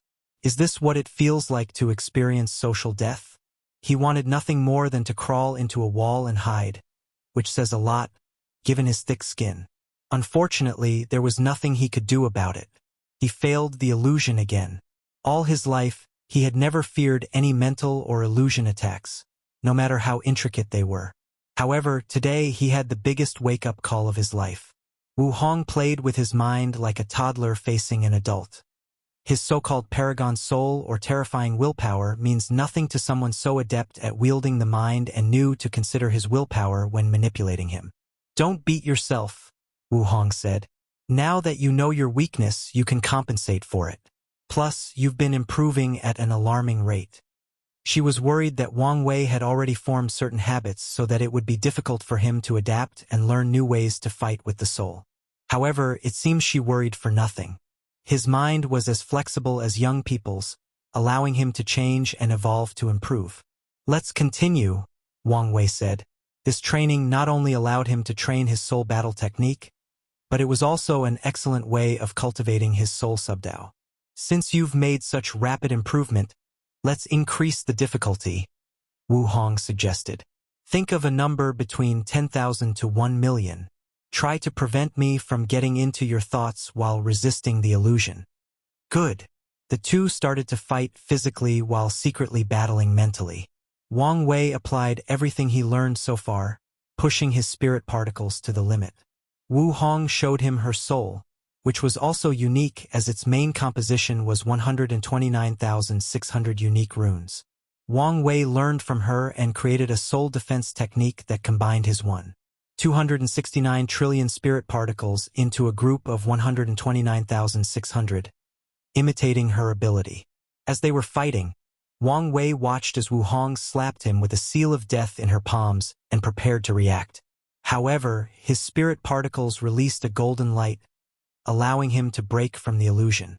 This attack was not a seal of death but a yin-yang seal. He countered it before continuing the fight. His concentration reached another level as he adapted to his situation. Then Wu Hong suddenly stopped. 22,345, she said, making Wang Wei sigh. "And you still fail for the illusion." She waved her hand, and the surroundings changed. The real Wu Hong was sitting cross-legged in the distance with a cup of tea in her hands while the one before Wang Wei slowly dissipated. Wang Wei sighed. "Why do I need heaven and earth to humble me when I have you around? Don't be discouraged since you're not as bad as you think. I just have high standards. No need to take my pride into consideration. I needed this wake-up call." Wang Wei knew his future wife's standards were the pinnacle of the chaos universe, and even without her, he would also put these standards as his own. After all, how can he stand at the pinnacle of the world without being the best in everything? "I'm curious, though," Wang Wei continued. "Your understanding of the soul isn't just based on experience. It's as if you've understood the essence of the mind. Did you spend a lot of time studying mind rune or something?" "Something like that," Wu Hong responded. "One of my worst experiences after becoming a paragon was that the mind hunters hunted me." "Mind hunters? Do you know the status of the mind in the chaos universe?" "It's a protected area," Wang Wei nodded. "Fate is absolute, but the concept of choice and freedom still exists in the world, competing with it in many aspects." "How is that possible?" "It's because of the mind. Grand Tao binds all sentient beings and cages them under the power of fate. But it also leaves a door open for people to escape, and that door is the mind. A perfect example of this is Wang Wei's Supreme Outlaw trial. If Heavenly Tao had been allowed to read his mind during the trial, the difficulty would have gone beyond nightmare level. Yes, as long as someone opens their sea of consciousness, other people must invade it to read their mind. Based on the difference between cultivation level and techniques, the process can be undetected, but it's impossible to just glance at someone and read their mind. There are many ways to work around this restriction, and there is only one way to bypass it directly: mind techniques. They are rare and overly suppressed by Grand Tao. Of course, there are no absolutes, so a few gifted individuals were granted such a talent. The mind hunters are a group of people with such talent. However, these guys went on the extreme path.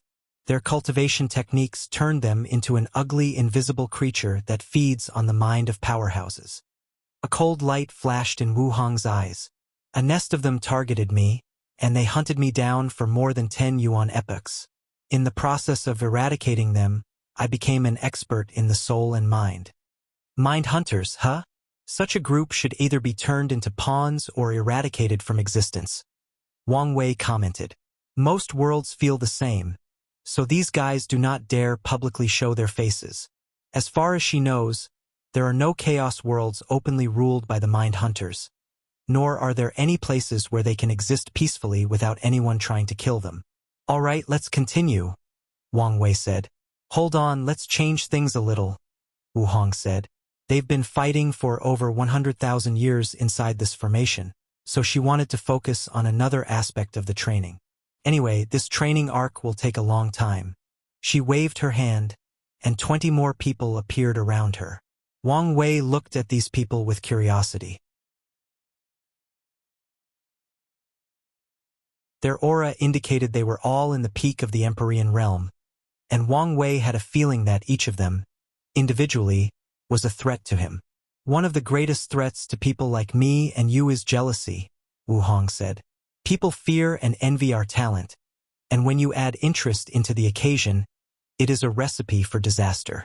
After you become a paragon and maybe travel through primordial chaos, your greatest concern will be being besieged. Today's training is about that. Wu Hong did not waste time. Under her orders, these people immediately started attacking Wang Wei. She did not interfere and only watched and commented. No, this way of fighting is not applicable to group battles. Spread your true will around your skin as protection, and don't care too much about the opponent's true will that has broken your defense and entered your body. You're a body refiner, meaning you can continue fighting no matter how injured you are. Leave those injuries for when you win the battle or after your escape. Wu Hong observed everything while she kept talking. Focus on one opponent. The others won't let you, but do everything you can to kill one person at a time, even if it means you have to exchange injuries. If you cannot kill them, make sure you severely injure them and thus limit their fighting prowess. Excellent work. Devour the enemy's flesh and blood to weaken them and help you heal. Be brutal. Bite and even chew on their bones. The sound of the bug is unnerving and has an excellent psychological effect.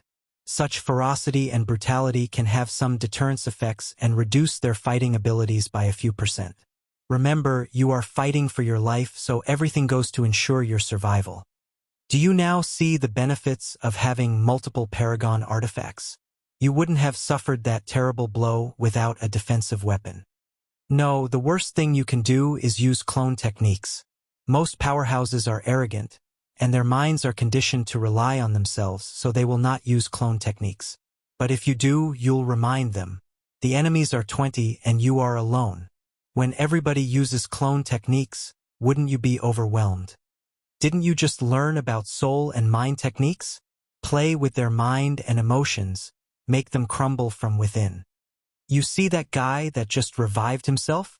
None of that would have happened had you used the primordial restriction force. Oh, I forgot, you probably don't know what that is.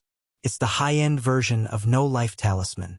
Using primordial chaos as a medium, your true will can access the primordial will and temporarily combine with it to form a special power. It allows you to bypass someone's longevity resources and send them directly to limbo. You should read about it in the library. I know what you're thinking, and the answer is no. You cannot use this method anywhere else but primordial chaos. Stop being distracted and focus. No, I did not read your mind. I can guess what you think. If you find any errors, ads pop up, ads redirect, broken links, non-standard content, etc., please let us know, report, so we can fix it as soon as possible.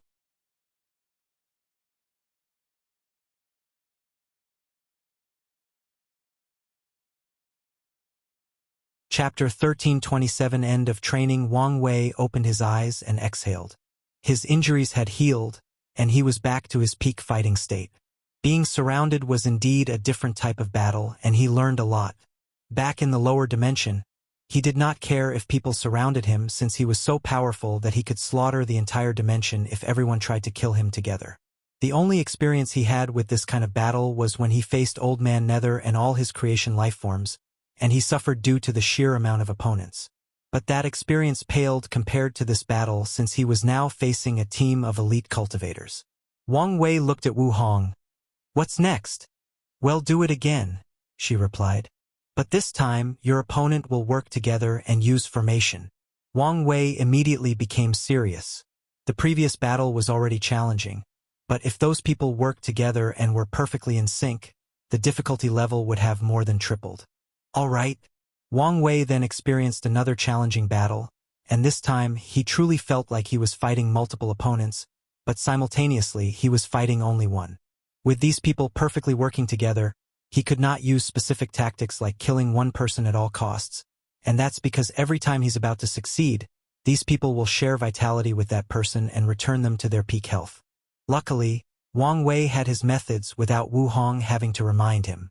He used his spirit particle to act as an array virus to destroy the link between these people, thus eradicating their formation. Once they were no longer in sync, it became easier to deal with them. He also applied many of her teachings, such as using multiple artifacts. Although Wang Wei did not have them, he had access to Time Dao, so he summoned artifacts from an alternate timeline and started learning how to use multiple weapons in battle. By the end of the battle, Wang Wei's clothes were tattered, showing his muscular frame. He had blood all over his body, many bones were broken, and his left arm was useless. "Any comments?" Wang Wei asked as he sat in the void to heal. "A few, but there is no need for me to say anything since you'll realize them by yourself," Wu Hong replied. "However, you need to learn a healing source technique. Sometimes you will be besieged by groups, meaning you'll only have a short interval to heal and return to your peak state." "Healing source technique?" Wang Wei asked. "It can accelerate the removal of Dao will/true will from your body. Technically speaking, you should have started learning these things after becoming an inextinguishable paragon. By then, your willpower would have been fused with your body, making this kind of technique easier to use and apply." "I understand. It'll heal and we can continue." "No, let's take a break," Wu Hong said. She had many training programs planned for him. For example, there were many types of fights in the group battle category alone. Wang Wei just faced the most basic formation, but in her life, she has experienced a few different types of besieging with the group using weirs and inexplicable formations. Two of the strangest ones were the Mind Hunters, who almost turned her mad. Another group used a formation that forcibly corroded her body and slowly turned her into an octopus-like creature during the fight. Even after winning that battle, Wu Hong had difficulty reverting that transformation. "Is something wrong?" Wang Wei asked. "I realize one of your greatest shortcomings is your lack of knowledge. So spend time in my library to catch up and then, well, continue." Besides the obvious flaw of his soul, Wang Wei's weakness stems from the fact he's too young and advanced. He's only an Empyrean, but all his enemies are paragons that have lived for heaven knows how long. He must learn things he would have to learn after becoming a paragon to ensure he has a fighting chance against his opponents. He must also adapt to fighting in that realm in advance to prevent him from losing and dying. "You may have a point," Wang Wei nodded. "Here," Wu Hong gave him a token. "This should give you unrestrained access to the library." She left afterward while Wang Wei focused on recuperating. After returning to his normal state, he condensed a new black robe. He did not immediately enter the library but returned to his room. Yes, he had his own room in this palace. After returning, Wang Wei looked around and smirked. Is this considering moving in together? Or just a visit to each other's home? Well, I guess it doesn't matter. No matter the results, they represented progress in their relationship. Wang Wei waved his hand, and a talisman in the room flew into his palms. Red Mask came here and left the information he wanted. So Wang Wei checked to ensure there were no problems. He raised his finger to force out a single drop of blood that instantly condensed into a clone. "You know what to do?" "I do," nodded the clone. Although training, Wang Wei did not forget what trouble awaited him in the outside world. He needed to start preparing to deal with the parasites, and the best method was to know as much as possible about them. Luckily for him, these people treated each other as competitors/enemies. The Blood Dragon had millions of people gathering news and analyzing these people. Wang Wei will use this information to scheme their death. The main body teleported away. He found himself inside a large white room with rows of bookshelves that go for miles long. Books? I thought she would use information jade slips. However, Wang Wei realized he might have spoken too soon. All these books were here for the aesthetic alone. No matter how they looked, these books contained one page with a rune. After using his divine sense, the book's content would enter the reader's mind. Wang Wei secretly shook his head. This massive library had 4 floors, each bigger than the others. The lowest floor contained information about the mortal realm, the second floor involved the emperor realm, and so on. The things Wang Wei needs to learn are primarily on the 4th floor, Paragon realm, but he decided to stop on the 3rd floor first. After entering the 3rd floor, Wang Wei could not stop praising his future wife. The size of this floor alone was on par with the lower dimension, and what's more, the size did not exist simply for grandeur's sake. Every inch was filled with books, showing how vast knowledge she had accumulated in her life. He scanned the place before heading to the area about Grand Mist Wheel. One of the criticisms he received from his future wife was his wheel application. According to her, even by Empyrean standard, his utilization of the thing has not met her requirements, let alone reaching the level of competing in the Paragon realm. So Wang Wei decided to start with the basics. As soon as Wang Wei took a book and started reading, he sensed his surroundings had changed. Time formation? How thoughtful. A bright smile flashed on his face before regaining his composure. Her actions reminded him that time was of the essence, so he needed to do things with a sense of urgency. Without hesitation, Wang Wei scattered all his 269 trillion spirit particles, each reading a book. Time passed, and Wang Wei spent 10 yuan epochs reading books from the 3rd to the 4th floor. He even had to read a few books on the 2nd floor. He had to leave the library but felt reluctant. He had only scratched the surface level regarding the number of books he read during this time. It was fascinating to improve every moment while also learning the secrets of heaven and earth. It's time to leave, Wang Wei thought. He had acquired all the knowledge he needed to meet Wu Hong's standards, and it was now time to return to the nitty-gritty part of the training. I wonder how long has passed outside? Wang Wei left the library and checked. 1 yuan epoch had passed outside. A ratio of 1 to 10? That's better than my formation, he commented. Luckily, the world was still quiet. Nothing significant has happened on the outside, reassuring Wang Wei. However, he did not waste time and restarted his training with Wu Hong. Look at you with your scholarly aura, Wu Hong commented. After spending so much time reading, Wang Wei's aura changed, and he resembled a scholar with profound eyes and a sense of righteousness. You look quite handsome. You think so? After we get together, we can role-play. I can be a scholar, a tyrant, a painter, or anything you want. Wang Wei did not waste this opportunity to flirt. In that case, I'll look forward to it, Wu Hong replied calmly. Let's get to business.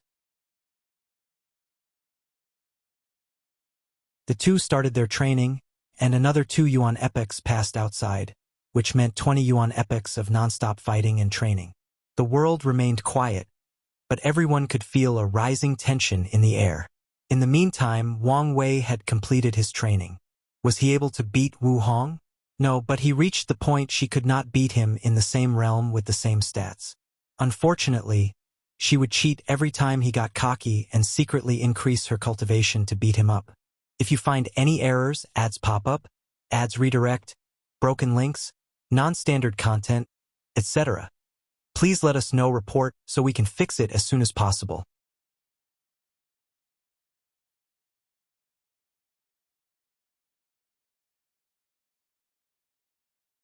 Chapter 1328 Goodbye and Retreat. Wang Wei and Wu Hong stood opposite each other, with only a few inches separating them. Why are you looking at me like a lost puppy who doesn't want to be separated from his owner? She asked. I'm going to miss you. Is that so wrong? Wang Wei asked. It's only a few yuan epochs. Can't you just say you'll miss me too? I'm going to miss you too, happy? She asked. Of course. Wang Wei smiled as he looked at that beautiful woman before him. The love in his eyes has deepened immensely. During this training, he made a ridiculous amount of improvement, but was it really due to his talent? He knew that was not it. Although it played a part, it was not the primary cause of his success. The woman before him is why he's currently so strong and considered perfect regarding battle IQ. Wu Hong did not hesitate to feed her all her knowledge and experience, like a mother bird feeding a baby bird through their beaks. Only because of her selfless teaching did he become so intense, allowing him to fight on par with her. Of course, Wang Wei was not cocky enough to think he had caught up with. In terms of experience, he was miles away from her. He knew that if they were in a battle of life and death, even in the same realm, he would not survive more than a day. She would mercilessly slaughter him, and everything he learned in this training would only prolong the inevitable. All right, there is no need to keep lingering, Wu Hong said, preparing to leave. Before you leave, I want to ask something. What exactly are we? Wang Wei wanted to know the answer. If you say they are friends, he would disagree, given how close they've become during this training. However, they were not lovers either.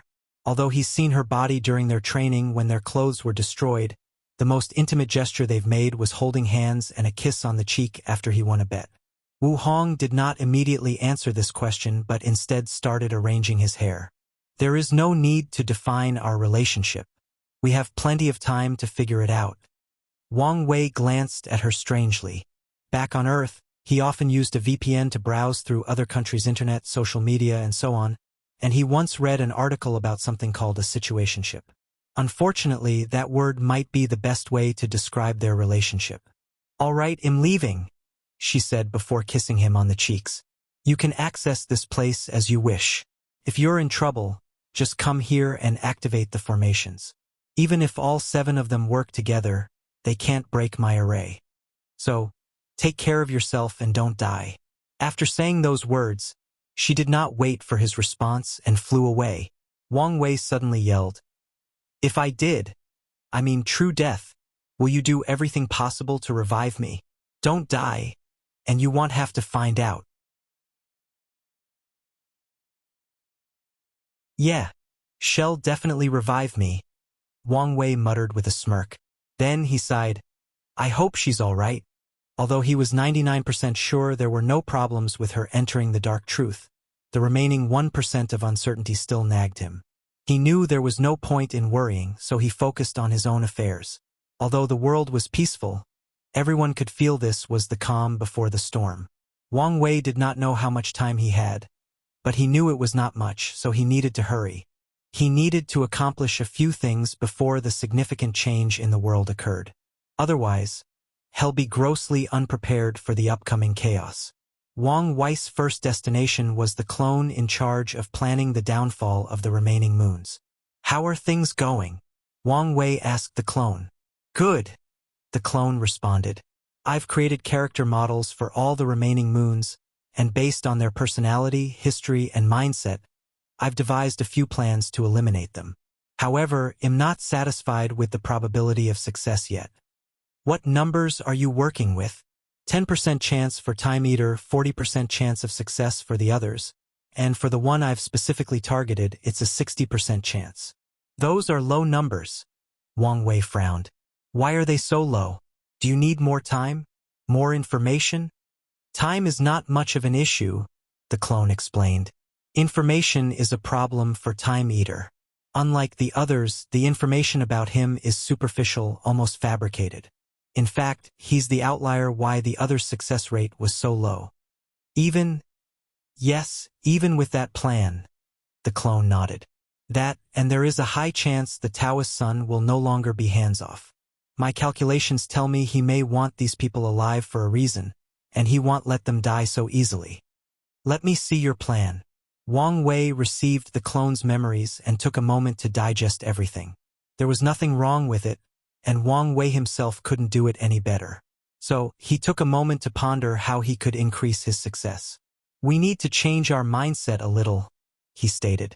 If we want to do things from the shadows, we don't have to be the vanguard, and the more chaotic the situation is, the better things will be for us. The clone frowned. You want to force these ancient lineages that were forced to close their mountains to enter the game? That's right. They suffered tremendous humiliations at the hands of the 7 moons, and without those 2 around, they'll have no fear or restraint to enact their vengeance. If you want to make such a move, it's not enough to use their hatred to get them to act, the clone added. We must also share some of the benefits with them. That's fine. Wang Wei never planned to eat everything for himself. People hated the moon because they divided everything amongst themselves and left no crumbs for everybody else. If Wang Wei had taken all their resources, he would just be another version of the moons in a different font. So, his idea was always to get the biggest piece and leave enough for everybody else. That's fine then, the clone nodded. By the way, have you received any news from that little girl, Chen Zhilan? Wang Wei asked. The clone had discovered Chen Xilan's identity and connection to Sun Junyo's chef, so he fulfilled his promise to her that he would help find her master. She's still with her master, the clone responded. The latter said he owed us a great karmic debt. It's a shame to lose that little girl. She's a great talent with potential. Wang Wei sighed. Wang Wei planned to marry that little girl to Hui Mengwei so she could help him develop his cooking Dao. Well, maybe it's not too late. He'll accept his debt, Wang Wei said, and his eyes changed as he saw a web of karmic thread. As expected, his connection to Sun Junyao deepened slightly after returning Chen Zhilan to her master. He waved his hand, and a few more cracks manifested on their love-fate line. All right, I'm leaving, Wang Wei said as he stood up. Start laying down the chess pieces for the plan. The clone nodded. Although there was plenty of time before they officially enacted things, it's best to start laying out things now. Before leaving, Wang Wei created a second clone and handed him his Grand Mist Wheel before tasking him to oversee the tribulations of his creation lives. He was no longer limited by the stringent rules of the lower dimension and knew more about the topic, so it was time to get started. However, Wang Wei was about to focus on his cultivation, so he tasked his clone with this task. Wang Wei finally left his room as he teleported to an empty white space with one cushion in the middle. This was the cultivation room his future wife prepared for him. As he sat on the cushion, Wang Wei felt a mysterious power rushing into his mind that calmed him down and made his spirit in harmony with heaven and earth. Good stuff, Wang Wei commented before focusing. With his retreat, he could not do as he pleases. His intuition warned him that time was of the essence, so he had to choose. I cannot cultivate my body and comprehend the Tao, so I must choose one or the other, Wang Wei. In the current situation, comprehending the Tao is meaningless for him. After the 80% mark, the time needed to cultivate is even greater than before, even for a genius like himself. My priority should be entering the taboo realm so that I have the strength to fight against these parasites. And if I want to increase the chances of that happening, my true power Tao realm should improve. Now that he had made a choice, Wang Wei no longer wasted any time. If you find any errors, ads pop up, ads redirect, broken links, non-standard content, etc., please let us know. Report so we can fix it as soon as possible.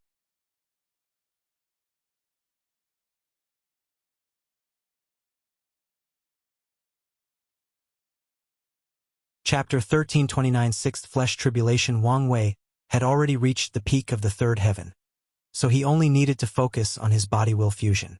He had much knowledge of the subject, whether from the Desolate Emperor or Wu Hong, so he took time to ensure perfection in the beginning stage of body-will fusion. Once he met the standard, he did not hesitate to summon the Sixth Flesh Tribulation. This test could be said to be simple but also challenging. A spinning wheel manifested before Wang Wei, and it released an aura that made his heart palpitate. He did not hesitate and plunged his right hand into the wheel. A terrifying force broke his body arm apart. The frightening part is Wang Wei did not sense any power similar to true will, but he knew this will could erase his arm from existence without any ability to heal. In other words, if he fails this test, he'll permanently lose his limb. Unless he found some extremely rare and valuable Tier 12 herbs, hell never be able to regrow it. Wang Wei controlled his emotions to proceed. The wheel's purpose is not to kill or remove his limbs. Its purpose is to test whether he met the standard of body-will fusion. So, after he put his hand through, his right arm was torn apart but regenerated immediately. This proved that he had acquired some characteristics of will immortality. Wang Wei removed his hand from the spinning wheel and checked it. He soon discovered a few spots in his skin, muscles, veins, bones, blood, and even cells that it did regenerate. The wheel trembled slightly before removing the power inside Wang Wei's body that hindered his regeneration. However, Wang Wei did not immediately regrow this flesh, but instead, he spread his willpower to the areas he detected. Once that was done, he plunged his hand into the wheel again. He rechecked his hand and found 5 spots that did not regenerate. He fixed them before plunging his hand into the wheel for a 3rd time. Once he finished, something different occurred. His right hand turned golden. Perfect fusion, and I only did it on 3 tries. Wang Wei praised himself. He knew he did the right thing by absorbing Jisong's physiques. His already terrifying body-refining talent reached another level after that. However, he still hoped to follow after his future wife and absorb someone with the primordial essence physique. After admiring his work, Wang Wei proceeded with his left hand. The first time is the most important.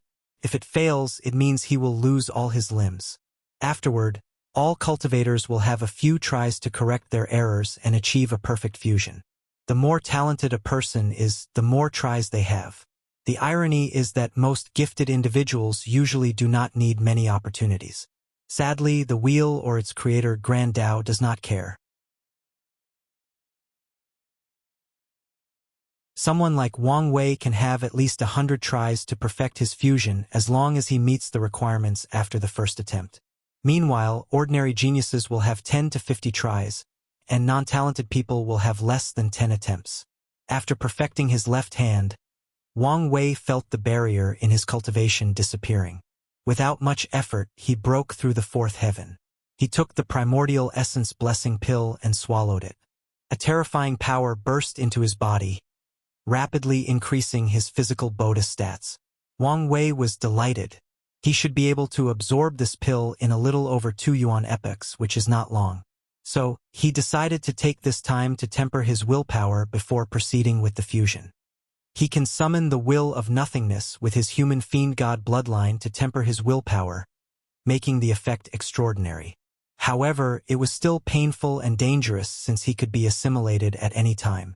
Simultaneously, this approach is an excellent way for him to train for his upcoming achievement of the Taboo realm. Time passed, and Wang Wei's strength reached the peak of 6 heavens. This meant he could fight Empyreans with the cultivation of 82% Grand Tao with his flesh alone. There were still some effects remaining inside Wang Wei's body, but he needed to enter the intermediate stage of body-will fusion and pass another tribulation before reaching the 7th heaven. So, he had to stop tempering his willpower and focus on the fusion. The process took time and meticulous care, and, as always, it was excruciatingly painful. There is a reason that all body refiners are masochists.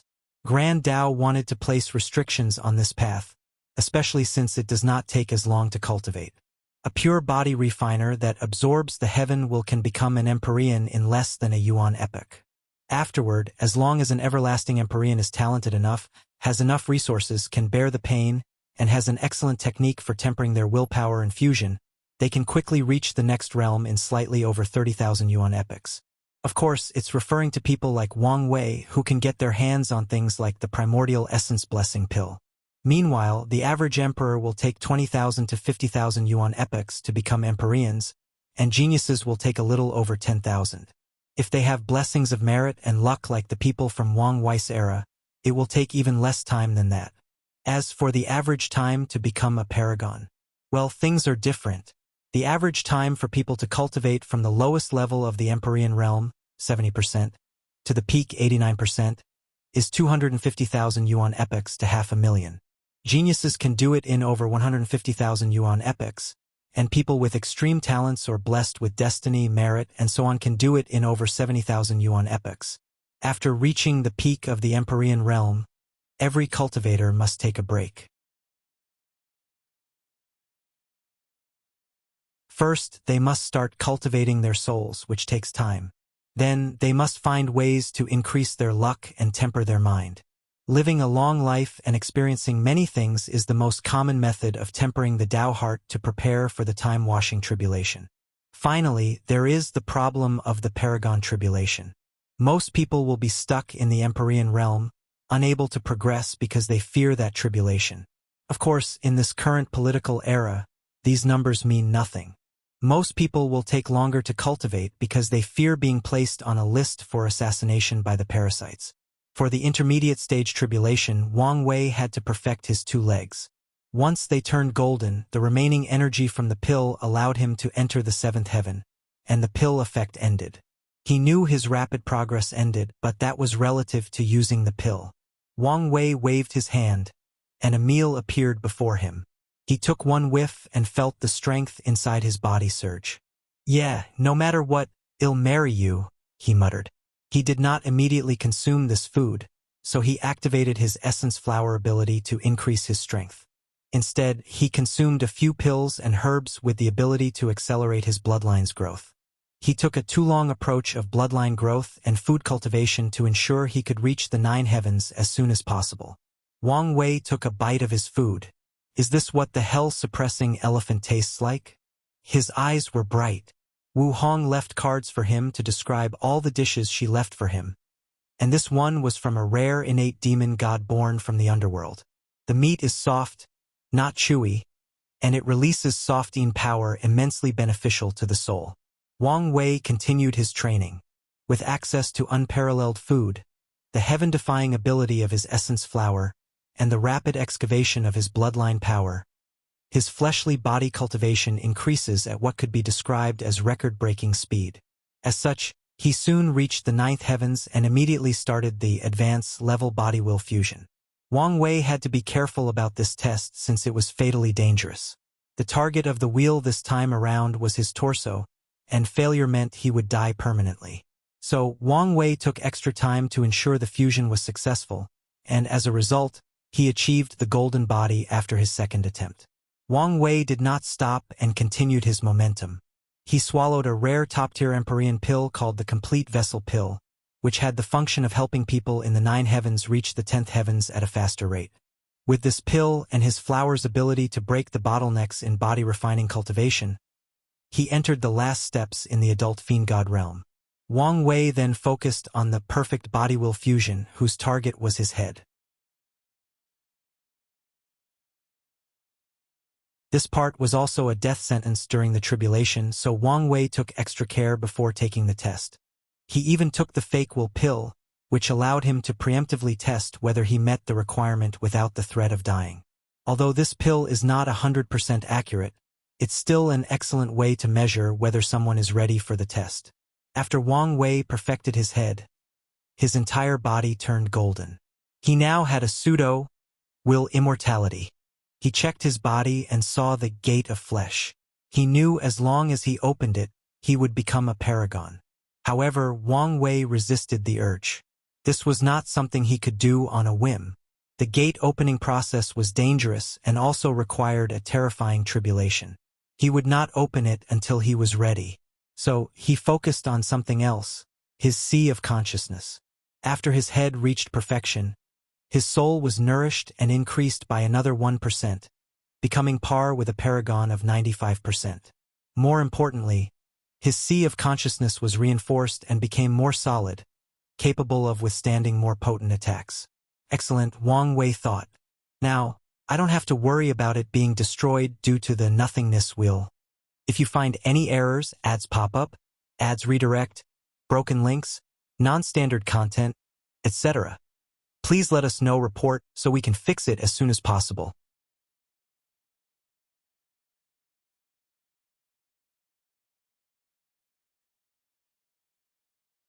Chapter 13, 32nd Taboo Battle Realm, unedited chapter. Although Wang Wei's bloodline now included the power of nothingness, he still feared that something would go wrong in the process. That's why he opted to focus on improving his fleshly body cultivation before starting the procedure. Now that everything was ready, he had no more scruples. He waved his hand, and the nothingness array from the Dragon Palace appeared in this empty white room. However, this new array was nothing compared to the previous one since Wu Hong updated it. Then, the nothingness wheel inside Wang Wei's sea of consciousness started to rotate. It absorbed the power of nothingness from the array like it was a whale that was dehydrated. The wheel grew in size with each passing moment. Wang Wei observed the process, ensuring that he did not miss something or that something went wrong. Once he was sure everything was all right, he nodded. The first step is done, so let's move on to the second step. Wang Wei's bloodline activated, and his body started to absorb the power of nothingness. He once divided nothingness into 4 stages: intangibility, void, emptiness, and true nothingness. He was previously in the peak of the void stage, and now he was striding toward the emptiness stage. Wang Wei sensed the changes to his body and calculated. According to this development, the peak of emptiness corresponds to the peak of the inextinguishable, and I can only achieve true nothingness in the half-step transcendent realm. Achieving true nothingness will likely allow me to take a step in the transcendent realm. If Wang Wei's theory is true, nothingness is taboo not only because of its danger but also because it's also one of the few Daos with a straight and direct path toward transcendence. The second stage will raise my affinity with this power to another level, Wang Wei analyzed. Once that's achieved, we can begin the third step. Time passed, and Wang Wei continued to increase the characteristic of his flesh body. He waited until he felt full, and his intuition warned him that any more absorption would doom him before stopping. Then, he initiated the third step, existence modification. Just like he told Monk, Wang Wei used the power of nothingness to modify his existence and increase his vessel, thus allowing him to break the limit between Empyreans and Paragons. Wang Wei observed every aspect of this change. He sighed. If only I could enter that state during the perfect foundation. He's been drooling about that state ever since. He could see the foundational blueprint of his existence and modify it as he saw fit. Right now, Wang Wei could tell this blueprint was being changed, but the process was more of a passive change.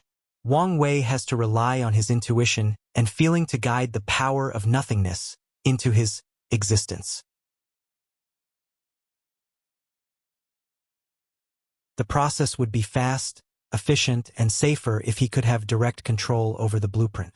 Wang Wei removed the distracting thoughts and focused on his Buddhist change. The process took much longer than expected since he was dealing with such a volatile power. Wang Wei had to take his time to ensure he was now swallowed and erased from existence. Of course, since this was not his first time, he was more confident this time around. Wang Wei opened his eyes and exhaled. He stood up from the seat before clenching his fist and sensed the changes inside his body. I feel a heavy burden lifted over my shoulder. There is no better feeling than breaking over limits placed on you by heaven and earth. I've also taken one step closer to the Paragon realm, Wang Wei muttered. This experience has allowed him to understand a higher level of existence, the infinite permanence, which is required of everlasting Empyreans to understand to become boundless Paragons. Although Wang Wei did not understand enough to enter the next realm, he had a sufficient foundation that it would be easier for him to become a boundless. Let's try its power, Wang Wei thought with a smile. He suppressed his cultivation to 70% Grand Dao source before using his Dao imprint as a medium for his Grand Dao boosts. He added everything: his soul, flesh, true will, artifact, force control skills, Dao body awakening, 11 fate palaces, Grand Mist wheel, and a few other source techniques. His aura rose dramatically when he achieved a 10-fold battle realm, meaning his strength was on par with peak Empyreans, 89%.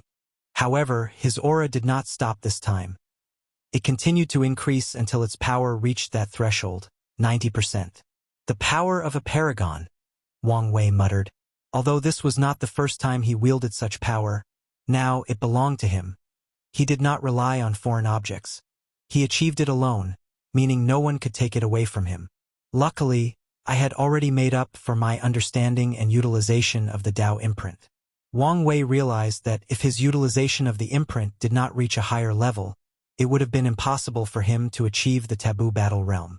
After this experience, he once again reaffirmed his theory that the battle theory realm was a mode that Grand Dao installed in this world to allow geniuses to challenge higher realms after Tier 10.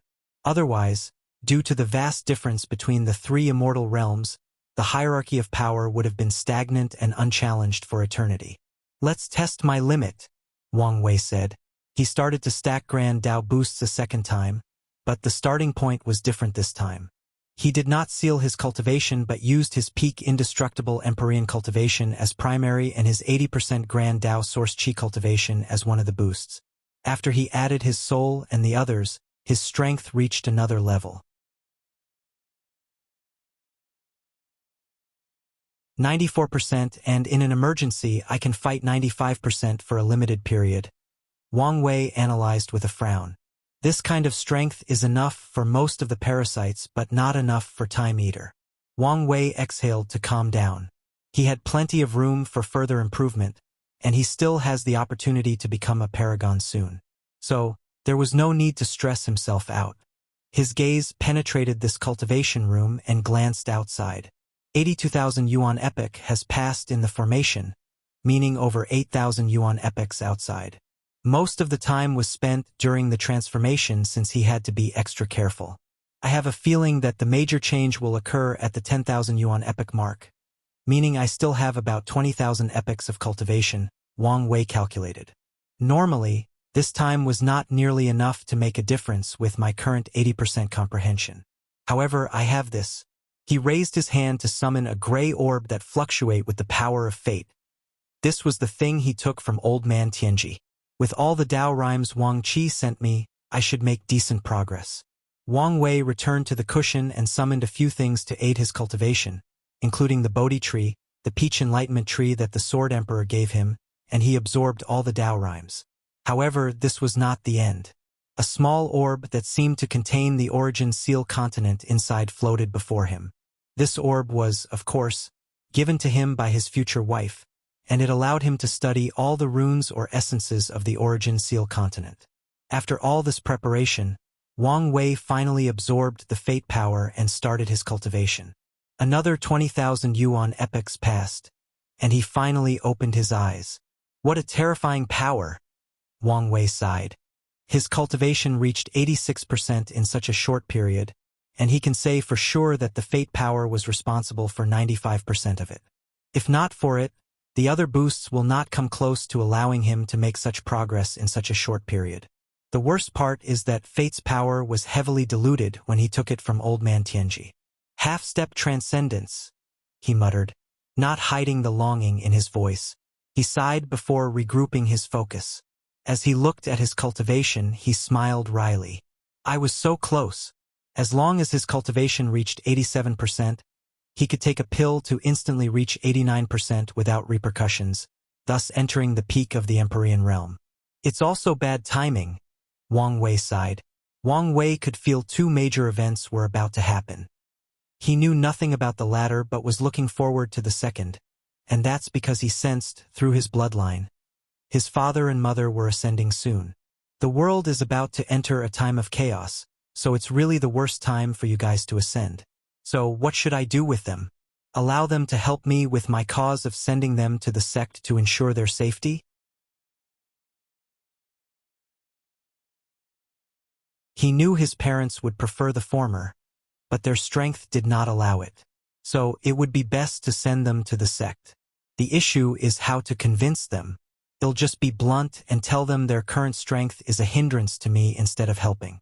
Although harsh, it's also a good way to motivate them to cultivate. Wang Wei nodded in satisfaction with this plan before his face suddenly turned ugly. He immediately teleported away from the seclusion room.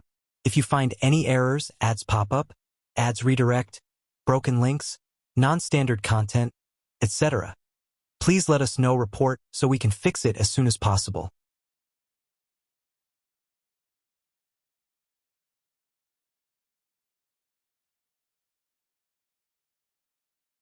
Chapter 1331 Whereabout Disaster. Wang Wei appeared above Origin Seal City. His presence brought a somber presence to the entire city, directing all eyes or attention toward him. However, he did not care. He looked in the distance, trying to sense, and after he failed, a terrifying aura released from his body. It was so mighty that most of the citizens in the city were forced to kneel. Luckily, The city lord acted swiftly and activated the formation, thus protecting these people. Wang Wei did not notice these changes. After failing to sense what he wanted, he waved his hand to force a drop of blood from his finger and cast a bloodline and karma tracing technique, but to no avail. Damn it, why did my parents' presence suddenly disappear? He entered the taboo realm before summoning his Bashan turtle shell to boost his divination, trying to find their location. Wang Wei's face turned ugly, so he waved his hand to summon a projection of the River of Fate. He also used his control over the Origin Seal continent to borrow power from the artificial River of Fate. Nothing, Wang Wei muttered with an ugly expression. He exhaled to calm down, and as he was about to try something else, he sensed something condensing next to him. Ancestor, he asked after seeing the Sword Emperor's projection. What happened? Yan Hai asked with a severe frown. What do you mean? Why did your father's destiny to spread the ultimate sword path come to me? Wang Wei's aura once again fluctuated, but he quickly controlled himself. This information completely removed his slight hope that the sect might have somehow discovered his father's ascension and hidden them. Now, he knew this was impossible, unless the sect somehow could manipulate destiny on the level of the ultimate sword path. Wang Wei raised his hand to summon a coin with one side white and one side black. He flipped the coin and caught it, and luckily it landed on the white side. The good news is they are alive, but they suddenly disappeared, he said calmly. But Yan Hai could tell the terrifying emotions brewing behind that calmness. Did he just disappear? Did you find any information? Nothing at all, Wang Wei replied. I had a feeling they were about to ascend, but out of nowhere, our bloodline link was cut off, and no matter what I tried, I couldn't find or sense them. Yan Hai frowned. What are you going to do? I need to see a few people, Wang Wei said, and without wasting time, he opened a dark portal and left. Wang Wei ignored the dark atmosphere or the intense energy in his surroundings. As soon as Wang Wei arrived, he bowed and said, Grandmother, I don't want to bother you, but something urgent happened. Are you here about your father? Said a grand voice. Yes, Wang Wei said, and he hurriedly asked, Do you know what happened? It wasn't me. Wang Wei's heart sank. I noticed it the moment he disappeared, but I also cannot find him. Whoever or whatever took action did not leave a trace, and only a few people can hide so completely from me. I understand. Wang Wei bowed. He always remained respectful when doing things in the underworld because he knew this was a place of strict rules, and his relationship with his grandmother might negatively affect her. So now that he had gotten the answer he wanted, it was time to leave. I understand. Wang Wei bowed. He always remained respectful when doing things in the underworld because he knew this was a place of strict rules, and his relationship with his grandmother might negatively affect her. So now that he had gotten the answer he wanted, it was time to leave. Thank you for your help. As Wang Wei was about to leave, the grand voice sighed. Take care of yourself, and don't worry about your grandfather. Wang Wei paused briefly before leaving. He appeared before a small Buddhist temple. His eyes were red as he thought. Supreme Unity, you better have nothing to do with this. Boom! The sky above this domain became cloudy, followed by red lightning bolts flashing occasionally. The people were confused because it was sunny and clear a second ago, so why the sudden weather change? Only a few powerful cultivators could detect this change in the sky was due to a powerful cultivator. Wang Wei glanced at the sky, and with a thought, he dispersed the celestial phenomena. He did not immediately enter the temple but closed his eyes for a good minute. He only entered after his emotions were under control. He headed to a bronze Buddha statue, and under Wang Wei's manipulation, everyone left the area of the statue, nor did they dare to approach. Wang Wei condensed a lotus-shaped incense bowl before putting 3 lit stick incense inside. He clapped his hands and bowed. Mother Maitreya, I really need your guidance now. Wang Wei did not receive any response, but he stood in the bowing position for a good 5 minutes before he sensed the aura in the room changed. I don't know what happened to your family. Wang Wei raised his head and looked at the speaking statue, his eyes terrifyingly calm. I know he did not make a move. The status seems to struggle to keep its connection and deliver the message. Whoever did it did not leave any trace. They might be more powerful than us. I understand, Wang Wei said. Thank you for your help. The statue returned to its ordinary state, and Wang Wei bowed before walking out. His mind was running on overdrive. He took one step and returned to the Origin Seal continent. Did you find something? Yan Hai asked as her projection appeared next to him. No, he replied succinctly. Yan Hai frowned, and after pondering briefly, she raised her hand to condense a black orb. Miscellaneous. Don't you have an unknown relationship with that woman from the tribal sacred mountain?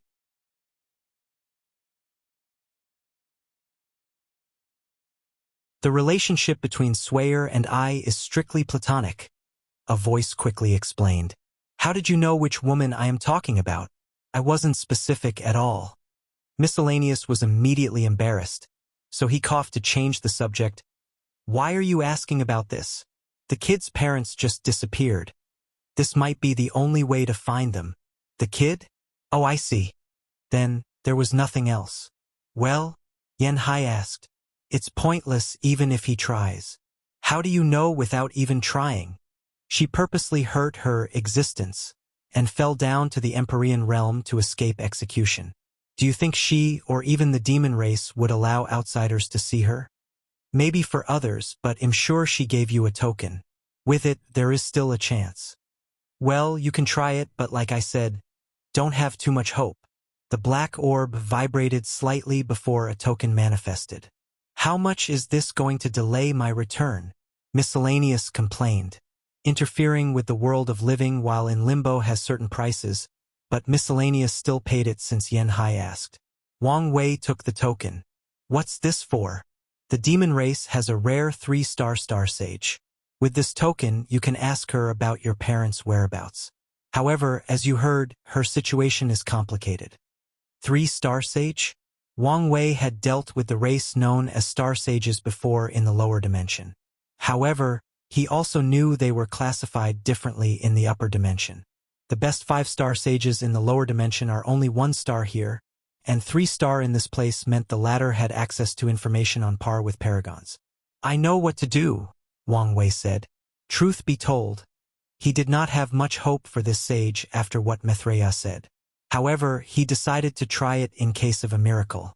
Wang Wei teleported to faraway places from this continent. The distance, this time, was so far that it took him more than 10 minutes to reach his destination despite bending space to his will. He soon found himself before this long but ordinary mountain range. He sent a notice of his presence to the void and waited. Soon afterward, a middle-aged man appeared before him. Wang Wei could tell at a glance that his real form was of Purple Thunder Ant. Who are you? And what are you doing here? I am a descendant of Miscellaneous Paragon and came here to see the senior star stage. I have a token. The steward was about to reject Wang Wei's request until he saw the token. He observed for a few seconds. Wait a while. The man disappeared and did not return until more than an hour later. Follow me, the steward said. Don't look at nothing, don't touch anything, and don't wander around. Once your business is finished, leave as soon as possible. Wang Wei did not mind this man's attitude. Although the relationship between humans and demons is not as bad as the lower dimension, they are also not friendly to each other in the upper dimension.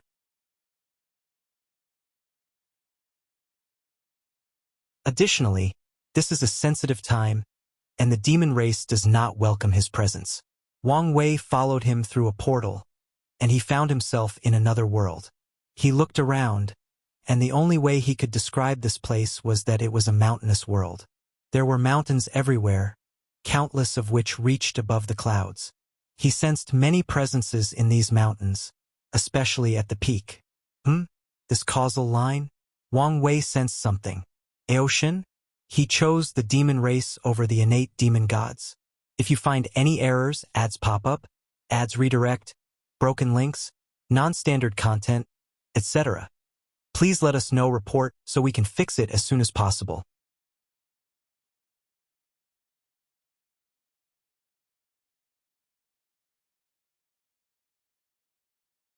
Chapter 1332. The board is set. After mulling it over briefly, Wang Wei did not find Aoshan's choice to be strange.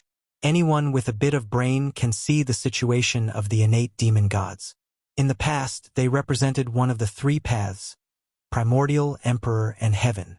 However, during the Golden Era, it only took one group, the demon race, amongst countless acquired lifeforms to compete against them. To say that the mighty has fallen in this situation is a gross understatement. Aoshan is intelligent, so it makes sense that he chose the most influential group of the two. Of course, he must have other considerations. For example, he was once the leader of the demon race and held their destiny. Although he's an innate demon, he probably identified more with the demon race. There are also political reasons. The Myriad Emperor world is significant in the lower dimension because they are the destiny center, meaning the demon race there is also valuable. During Wang Wei's reign, the demon race reached a level of prosperity unlike anything they've ever seen in their history. This fact also benefited the upper dimension demon race. Aoshan, the former chief of the demon race, has a significant amount of luck and destiny. It would deal a major blow to the demon race if he were to join the Primarch Origin Temple. On the contrary, his joining of the demon race allowed them to steal some luck from the temple. As for Aoshan's identity, will it cause him trouble in the demon race? It will, but not as much as one would think. It's pretty common for innate demon gods to betray their kind and join the demon race. The upper echelons greatly encouraged such behavior. Additionally, many demon race members have innate bloodlines. It's common for them to hunt innate demon gods for their bloodline. Many people don't know this, but one of the demon race's ultimate goals is to swallow the innate demon god. They want to take the latter's destiny and make them into a branch of the demon race. The Myriad Emperor world, as the lower dimension's destiny center, will often give birth to characters that will play a significant role in major events happening in the upper dimension. Could Aoshan be one of the major players in the battle between the demon race and the innate demon gods? Could his choice be a hint as to which side fate is favoring? There is a high possibility that this is true. However, Wang Wei decided to observe more and maybe plan ahead. He is interested in what will happen once the innate demon gods are completely defeated and the path of heaven is officially the loser in the Trinity competition. The Eternal Ascension world is the semi-destiny center of the Chaos universe. So the defeat of the heaven path might be the last nail in the coffin for all innate demon gods in the universe or the beginning of their hands. Their end will also mean the final confrontation between the Emperor and Primordial Path. The Fiend Gods are losing this fight, but will they allow themselves to lose like that without fighting back? I doubt that. Wang Wei furrowed his brow. He suddenly realized that many events that can affect the entire Chaos universe are slowly brewing, and as expected, the storm will start from the Eternal Ascension world. I had a feeling that my path of transcendence would lead to the Third Origin War. Are those events the prelude to this? But if such grand events are only the prelude, what the hell will the actual war be like? Wang Wei did not know he would achieve transcendence, but his intuition and the information he had gathered about his future self told him that it would not be a peaceful method. Forget it. There is no point in thinking so much. I'm just a little Empyrean. Hey, said the steward. Why are you distracted? What did I say about not looking? Wang Wei glanced at him, and the man felt the fear of God rush down his spine. He almost instinctively changed to his true form. What are you doing? This is the demon race. Watch yourself. Lead the way, Wang Wei said calmly. The steward felt ashamed for his previous reaction but did not dare show it again. So, he quietly led Wang Wei to an isolated mountain with a small cottage. The mountain was simple, especially compared to how lavish and grandiose the others are. Additionally, he only sensed the presence of one person. The sage is waiting inside. Wang Wei did not say anything and walked inside the cottage. He saw a woman sitting cross-legged, waiting for him. She wore a simple black robe.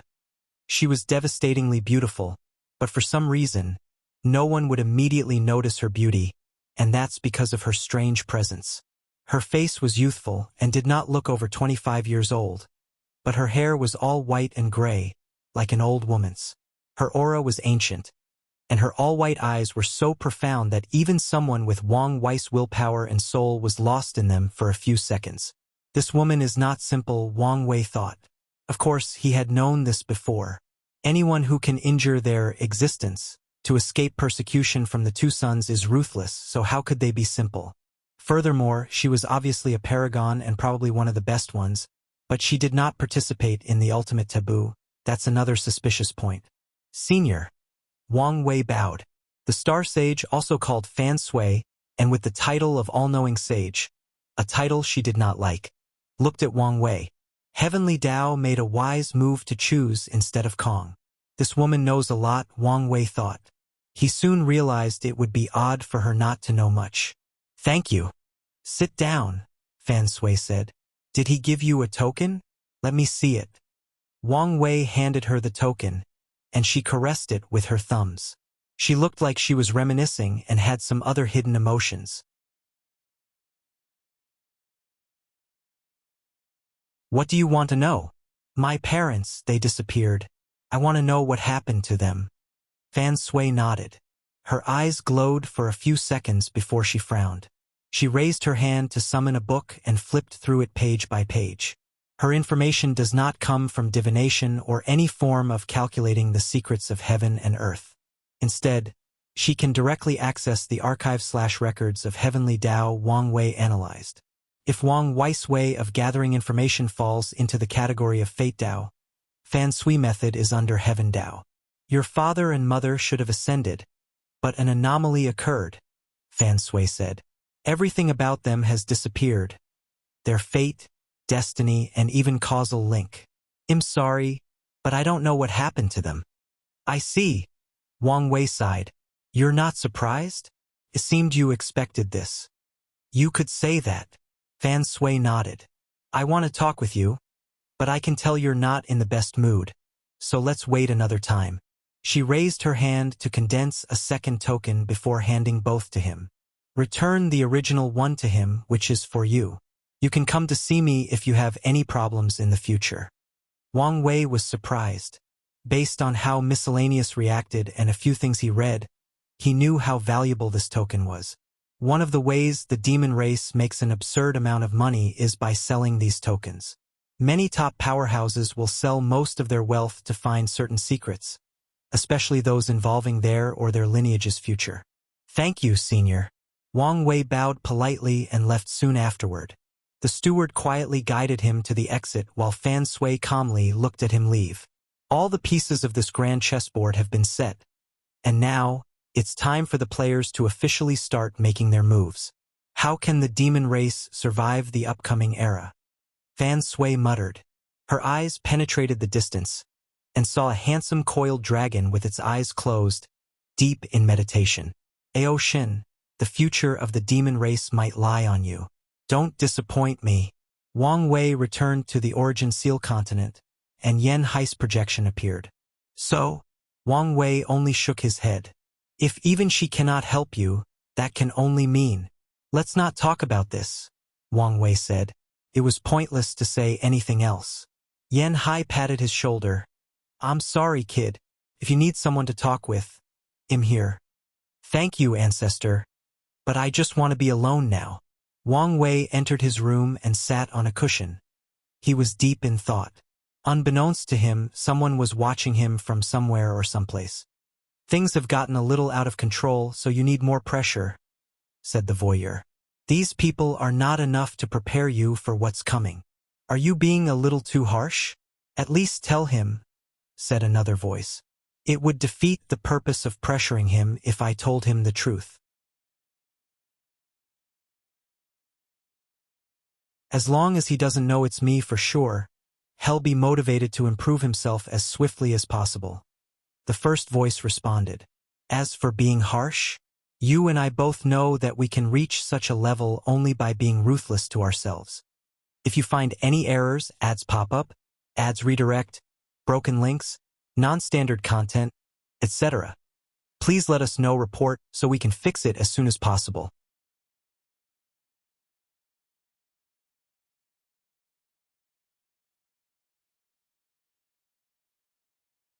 Chapter 1333 Heaven's Lock. Wang Wei sat in the empty room alone and left his thoughts. He wished nothing more than to see her to be here.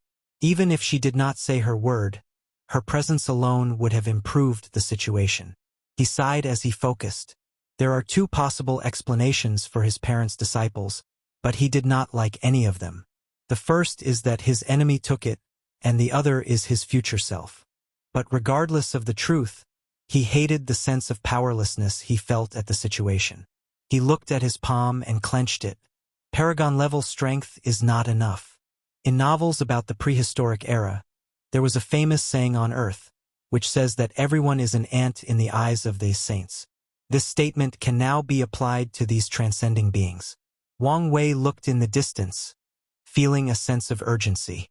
It won't be long before he becomes a paragon, but that is not enough for him, especially since it usually takes at least 1 million yuan epics to increase their cultivation by 1%, and that number only applies to geniuses with the best resources. Furthermore, the higher the cultivation, the more time is required. I cannot, nor do I want to wait that long, Wang Wei thought. He had already broken all cultivation records by now, even becoming an outlier, but he was still unhappy.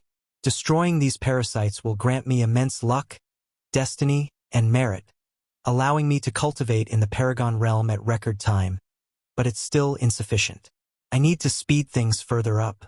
If it were before, Wang Wei's thoughts would have been nonsense. The Eternal Ascension world's cultivation civilization has reached its peak in resource utilization, meaning the best Wang Wei could have done was keep the cultivation speed of the top geniuses during the Golden Era, and that was only possible in the first place because he was living in a time of chaos where destiny and luck are abundant, similar to the time of the Devil Catastrophe. Old Man Tianji's technique, Wang Wei thought. That's his method of ensuring an absurd cultivation speed. Through participating in or creating major events that fundamentally affect the entire world, he condenses these pure fate power that can boost his cultivation dramatically. During the retreat, Honger and I created a prototype of that technique, but it never reached the desired level, so I left a clone to use Monk's Battle Tower to complete it. Let's check on it. Wang Wei closed his eyes to sense the clone's situation. It's quite the improvement. Wang Wei nodded. Compared to their versions, this one had improved significantly. The clone was now even studying the effects of Dao rhymes to make further progress. Wang Wei sighed deeply.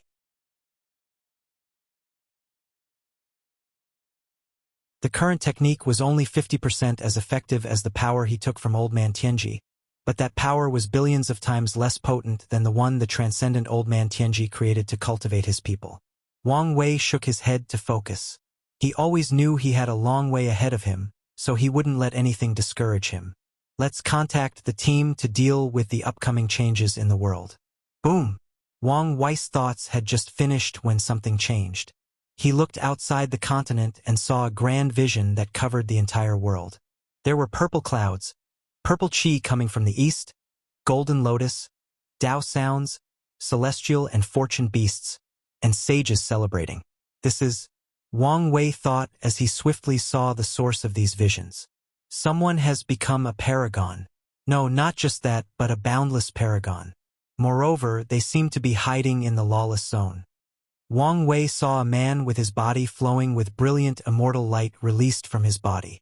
An unknown power isolated him from the effects of the lawless zone.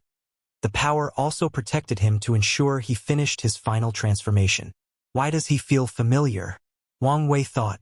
He did not recognize the man's face or aura, but his intuition told him he knew this person. Wang Wei wanted to divine the person's identity quickly but stopped himself from doing something so stupid.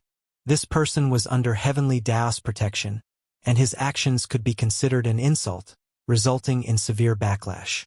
So he slowly observed while deducing. Could it be him? Wang Wei waited for a few minutes until the process ended. Then the man opened his eyes and declared, "Today, Empyrean Jimin will be known as Paragon Jimin. The world should celebrate." His voice echoed throughout every corner of the Eternal Ascension world. All life, no matter how weak, could hear these words. For mortals, this was simply the birth of another powerful cultivator. But for cultivators, this was something else. This day represented hope. This era existed for 256 million yuan epochs, and today, A new paragon finally appeared again in the world. So it's him, Wang Wei thought. This was not good news for him since he had basically taken over the rebellion. Although he was on guard and kept his hands off Emperor Jimin's men, it did not change the fact he took over the latter's foundation. Wang Wei waved his hand to send a message to his people to abandon the rebellion and go underground. He looked at Emperor no Paragon Jimin in the distance. Such a vast destiny, he commented. As the first paragon of this era, he brought hope to this world so Heavenly Tao would reward him immensely. With this destiny, Paragon Jimin will have no problem cultivating to the peak of the Paragon realm, even if his talent is not up to par. A new paragon in the world, Wang Wei thought with squinted eyes. Will things really be that simple? His thoughts were indeed a jinx.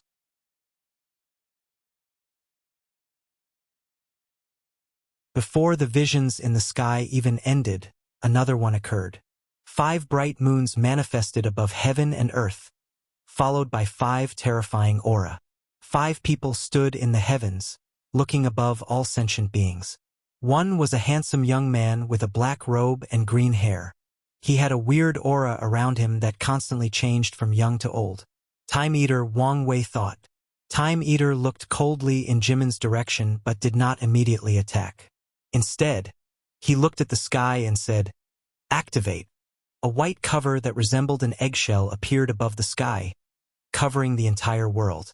Most cultivators were confused about this, but a few could tell this was a terrifying formation. The Hong protective system, Wang Wei said with squinted eyes. He knew this thing because his future wife built it. However, according to her, these people should not have full access to its control, but now... So you're finally making your move, Wang Wei thought, feeling uneasy. Sadly, his intuition was correct. A pair of indifferent eyes manifested between heaven and earth. The aura was so powerful that even someone like him instinctively felt fear and respect. Supreme unity, he thought with gritty teeth. The pair of eyes coldly looked at the world. It seemed to have seen through all its secrets and hidden truths with a glance. Then, it said one word, lock. Massive and incomprehensive chains manifested above the heavens to surround the globe.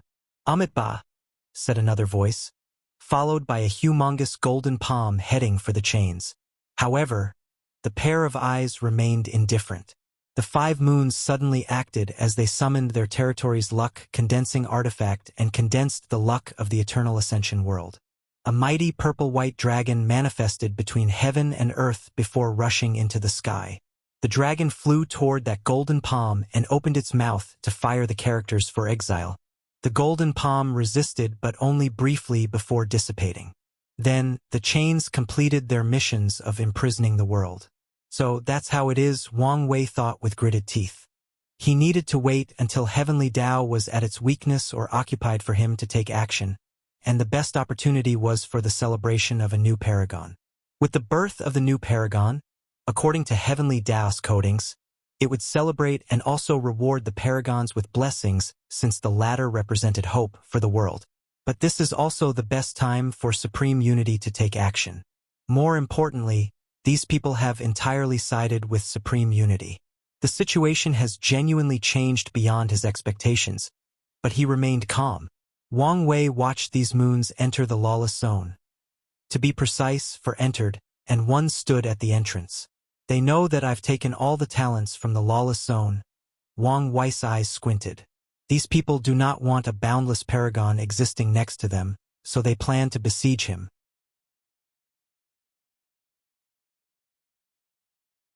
Now that most of the powerful talents from the lawless zone are gone, Paragon Jimin must rely on himself to survive this ordeal.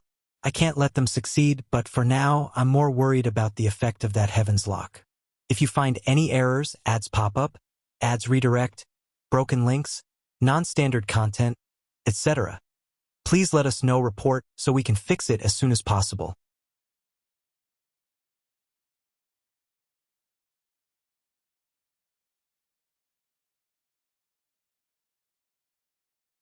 Chapter 1334 Devastating Move. Wang Wei pondered briefly. He first tried divination even though he knew it might not work. However, he immediately felt something wrong with his utilization of the Tao. Felt slightly clunky and out of sync. Most people might not notice this difference given how minor it is, but for people like him with great control over his Tao, this chance was no different than a burning star in the middle of a dark room. What's going on? Wang Wei thought. His divination failed, but he was more concerned about the problem with his Tao. He closed his eyes to sense it as he used more techniques, and the result was the same. No matter what techniques he used, there was this slight delay. Suppressing the use of techniques? What's the point of doing this, especially at such a minor level? No, there must be something else that I don't know. Wang Wei decided to take some risks. He first built the best soul/mental defense he was capable of before slowly extending his senses to the heaven lock above. Due to his cautious approach, it took him a while until he sensed something. He heard whispers. What is the Tao? Some people say the Tao that can be described is not the real Tao, while others believe the Tao is the manifestation of all things in the universe, a manifestation of nature. Nature follows the way of yin and yang. Yin cannot exist. Wang Wei felt these words contained the ultimate truth of the universe and immediately comprehended them. Then, his Tao was slowly changing, especially his yin-yang Tao. This Tao was previously attached to his fate domination Tao, so the essence of his yin-yang Tao was all about controlling fate and pursuing freedom, but after hearing that sermon, his yin-yang Tao started to emit more Taoist rhymes and ideologies. Wang Wei found himself respecting heaven and earth and following the laws of nature. Many of Wang Wei's rebellious ideas were slowly abandoned as he realized the ultimate truth of heaven and earth. His consciousness was rapidly changing, and he did not even notice it. His terrifying willpower and borderline obsession with pursuing freedom meant nothing before this ultimate truth. At this rate, it would only be a matter of time before he became a Taoist priest who believed in the supremacy of heaven and earth. "Wake up!" yelled a voice. Wang Wei's eyes opened, and he spewed a mouthful of blood, followed by his complexion turning whiter than snow. He did not hesitate to swallow a soul-healing pill before forcibly breaking his yin-yang Tao. Wang Wei's aura fluctuated violently, followed by blood oozing from all his orifices. Additionally, his cultivation was reduced to 70%, signifying this injury was, at best, a Tao injury and, at worst, reached the level of his existence. Damn it, I was careless, Wang Wei thought as he swallowed a few more pills to stabilize his condition.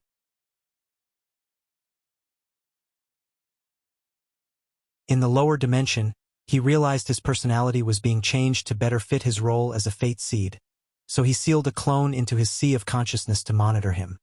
He even removed his memories to ensure he did not know of its existence. It was that clone that saved him. Otherwise, he would have been assimilated and become Supreme Unity's dog. Wang Wei shuddered as he thought how he was about to live a life worse than death. He gritted his teeth in anger before calming down. He was not in good shape, so he focused on recuperating. A few minutes passed before his aura returned to a semi-peaceful state. Wang Wei then looked at the chains in the sky. He understood what they did. They prevented anyone from understanding their Tao. People can access and control their grand Tao source, but the chains served as a blockage and a filter. That's why Wang Wei sensed the irregularity when he used his techniques. If that were the only problem, those chains would not be a big deal. The problem is that people can no longer cultivate and raise their ranks. Anyone who tries will only listen to Supreme Unity's understanding of his Tao and be assimilated. If even someone like me could not resist this temptation, what would happen to the rest of the world? Wang Wei's face became ugly, and he swiftly checked the people of the Origin Seal continent. He frowned as he discovered that only a few lost people could not wake up. Most of the others woke up and were injured. He understood. This was a trap, Wang Wei analyzed. He was waiting for me, he sneered. Should he say he was flattered that such a powerhouse paid attention to him? Wang Wei exhaled to control his emotions before contacting Wang Qi and asking if everyone was all right. He also sent orders to his clone in the fate-changing hall to check on the people. After dealing with these things, he started thinking about the situation. What is the point of preventing people from cultivating? There must be a more significant reason behind this move. Wang Wei suddenly thought of something. He scanned the surrounding worlds and teleported two people before them, all devil cultivators with immense karma, both in the Empyrean realm. Before these people could react, Wang Wei controlled them and forced them to cultivate. However, they did not comprehend their grand Tao source. They were training their souls and bodies. Arc! Boom! Wang Wei watched in horror as a bolt of black lightning descended from the sky, ignoring all the protection on this continent or his room, and annihilated the devil cultivator training his body. Meanwhile, the other one had her soul collapse, but with all of Wang Wei's knowledge and experience, he had no idea how or what happened. A ruthless light flashed in Wang Wei's eyes. He took a few more devil cultivators and had them train using different systems. Some were forced to cultivate only their bloodline, while others used orthodox systems like only training Tao heart or willpower.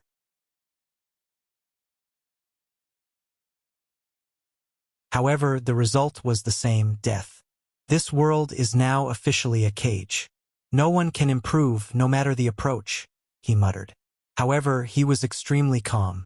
The worse the situation was, the calmer he became. What the hell is going on? Yan Hai said as she barged into the room. Her face was also pale, and she seemed to have suffered some minor injuries, indicated by the blood on the corner of her mouth and on her shoulder. What happened to you? I saw the changes outside and wanted to send a projection to talk to you while I continue my retreat. But why did lightning suddenly attack me? Wang Wei sighed before explaining the situation. Are you telling me all the cultivators in the world are now screwed? Yan Hai asked with gritted teeth. Damn it. If I had known this would happen, I should have killed that bastard. Wang Wei swiftly waved his hand to cast a spell that closed her mouth. He had learned from his mistake and would not readily say these entities' names. Yan Hai used her tongue to release a sword chi and break the spell. Why are you scared? Ancestor, don't make the situation worse, Wang Wei said with a wry smile. He sensed she was about to say something and stopped her again. I feel like I missed something, and your words were the key to it. What is it? He reviewed everything she said since entering the room a few seconds ago. All cultivators? Damn it, the mortals. His facial expression turned grave. What about them? Yan Hai asked. Wang Wei did not answer but instead summoned 3 devil cultivators and handed them a heaven will, a Tao seed, and immortal chi. As expected, they all died as they tried to enter Tier 10 and become immortal. Yan Hai looked at this with a severe look. She was not stupid. After seeing what just happened and with Wang Wei words, she understood the severity of the situation. Without the ability to improve, all cultivators below Tier 10 will die of old age due to their restricted lifespan. In slightly over 1 yuan epoch, 99% of all cultivators in the world will die of old age. Everyone else will die, except for the few who can get their hands on immortal pills or the Tao children. Why would he want to kill all the cultivators? Weakening heavenly Tao so he can fully take control, Wang Wei said calmly. The death of all the cultivators will significantly blow heavenly Tao, which is the perfect opportunity for supreme unity to annex the latter's power. So what's the plan? Yan Hai asked, but Wang Wei did not answer. He was still analyzing the situation, thinking of his next move. Could it be that we have to let everyone die and wait until we deal with him to restart civilization with the surviving non-cultivator mortals? Yan Hai frowned. If you find any errors, ads pop up, ads redirect, broken links, non-standard content, etc. Please let us know report so we can fix it as soon as possible. You're tuning in to the Legend of the Vagabond YouTube channel.